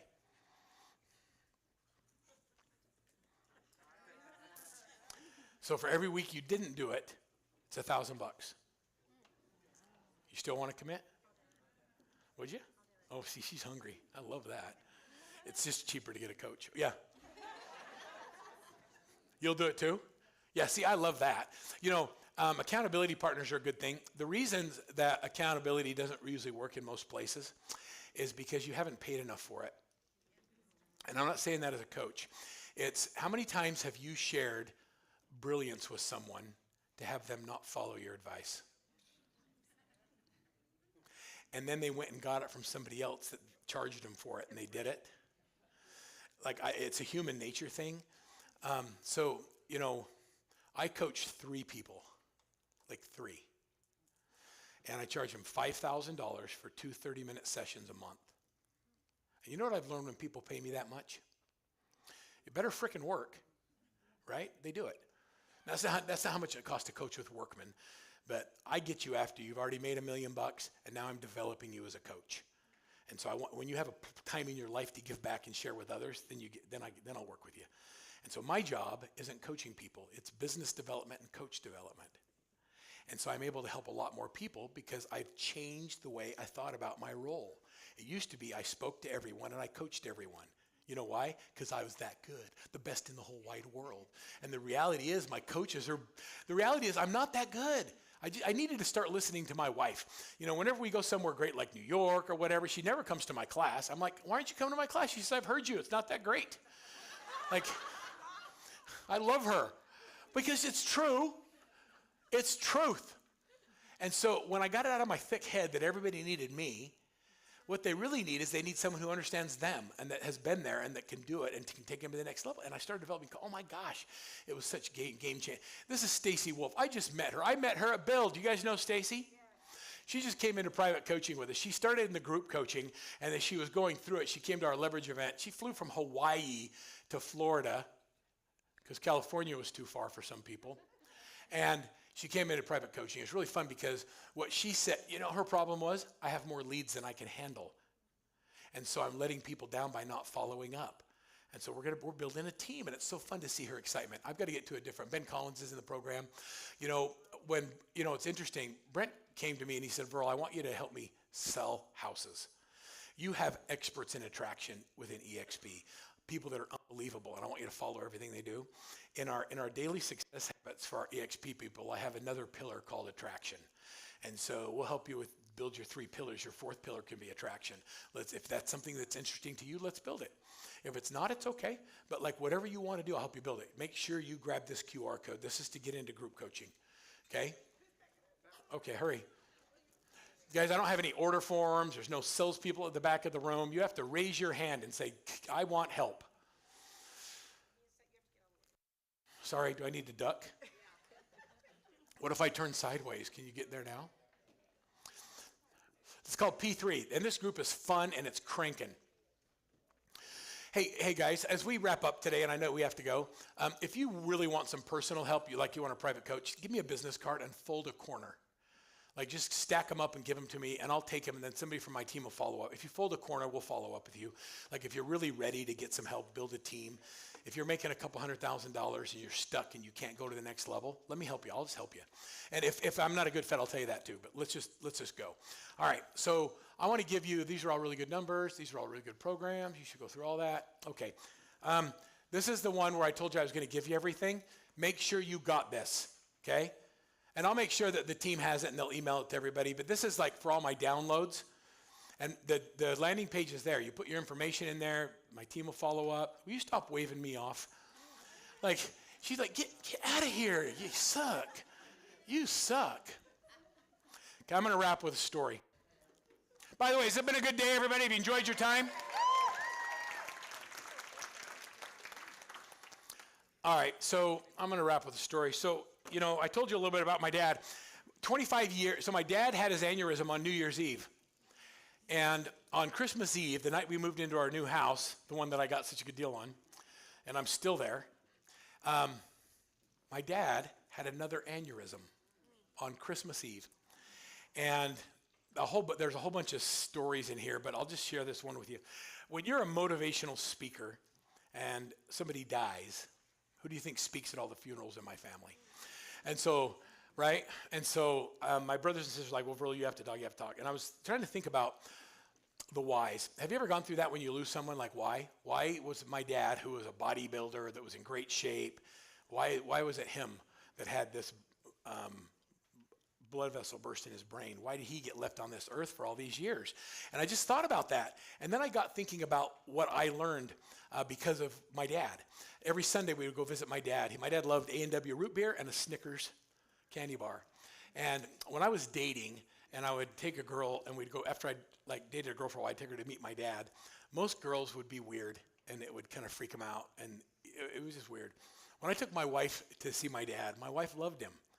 And my dad couldn't remember people, but he remembered Colleen. And pretty soon I'd go to pick her up, and she'd have the root beer and the candy bar.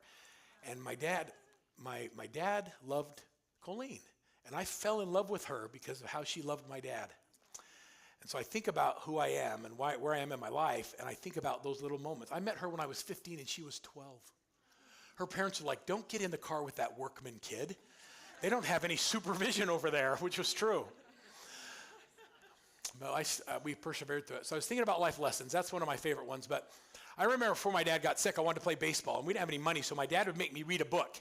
And he's like, all right, kid, you want to play baseball? You got to read a book. It was like a history book. And then I had to pass this test. And then I got a baseball mitt. So I finally got a baseball mitt. We'd play a little catch. And then I'm like, well, my friends are all on teams. I want to be on a baseball team, Little League. And so I want to play Brighton Babe Ruth baseball. And so he finally said, okay, you got to read another book. So finally I read his book, and he puts me on a Little League team. And the very first game, I've been going to practice, and I'm doing all this stuff, and I'm having fun making new friends. And I get to the first game, and I was so excited because the game's there, and they put the roster on the fence. I thought they did it alphabetically, and my name's Verl Workman because I was all the way at VWs, all the way at the bottom. And there was 15 kids on there, and I'm like, all right, so I'm waiting. They get down to number 10, and then what does it do? Starts over at number 1 again. And they go through 10, and they start over at number 1. And I'm like, at the end of the game, I didn't get in. And I remember going home, and I walked in the house, and I remember this just like it was yesterday. I'm like, I hate baseball. This sucks. And I threw my mitt on the ground. Okay, how do you think my Marine father responded to I quit? He raised his one eyebrow like this, and he poked me so hard in the chest, I still feel it. And he said, I will not have a quitter as a son. Wham! And he knocked my butt down. We don't quit. Something's hard, we work at it, and we get better at it. And he made me memorize this saying. And he said, every day after school, I'll go in the backyard, I'll pitch balls to you until you can hit. I'll play catch with you until you, and every day he did. We'd go outside, he would play with me. The saying is this, he said, that which you persist in doing becomes easier to do. Not that the nature of the thing has changed, but your power to do has increased. And that has stuck with me my whole life. I didn't quit baseball. I played it all through school, played it as an adult. I would sponsor the softball team so I could be on it. And with my satellite dish hot tub stores. And it became a life sport that I love because my dad wouldn't let me quit. Whatever that thing is that you have, whatever that single thing that challenges you that's hard, whether it's prospecting or building a team or following up with leads, I just challenge you to, instead of quitting and doing something else and avoiding it, to just persist in it till it becomes your strength instead of your weakness. There's a good chance that there's other people that have the same thing. Their difference is persistence. So 2024, regardless of what happens in the marketplace, if you'll focus on the right things, I promise you that your greatness will become predictable and you'll have whatever success you yearn for. Thanks, everybody.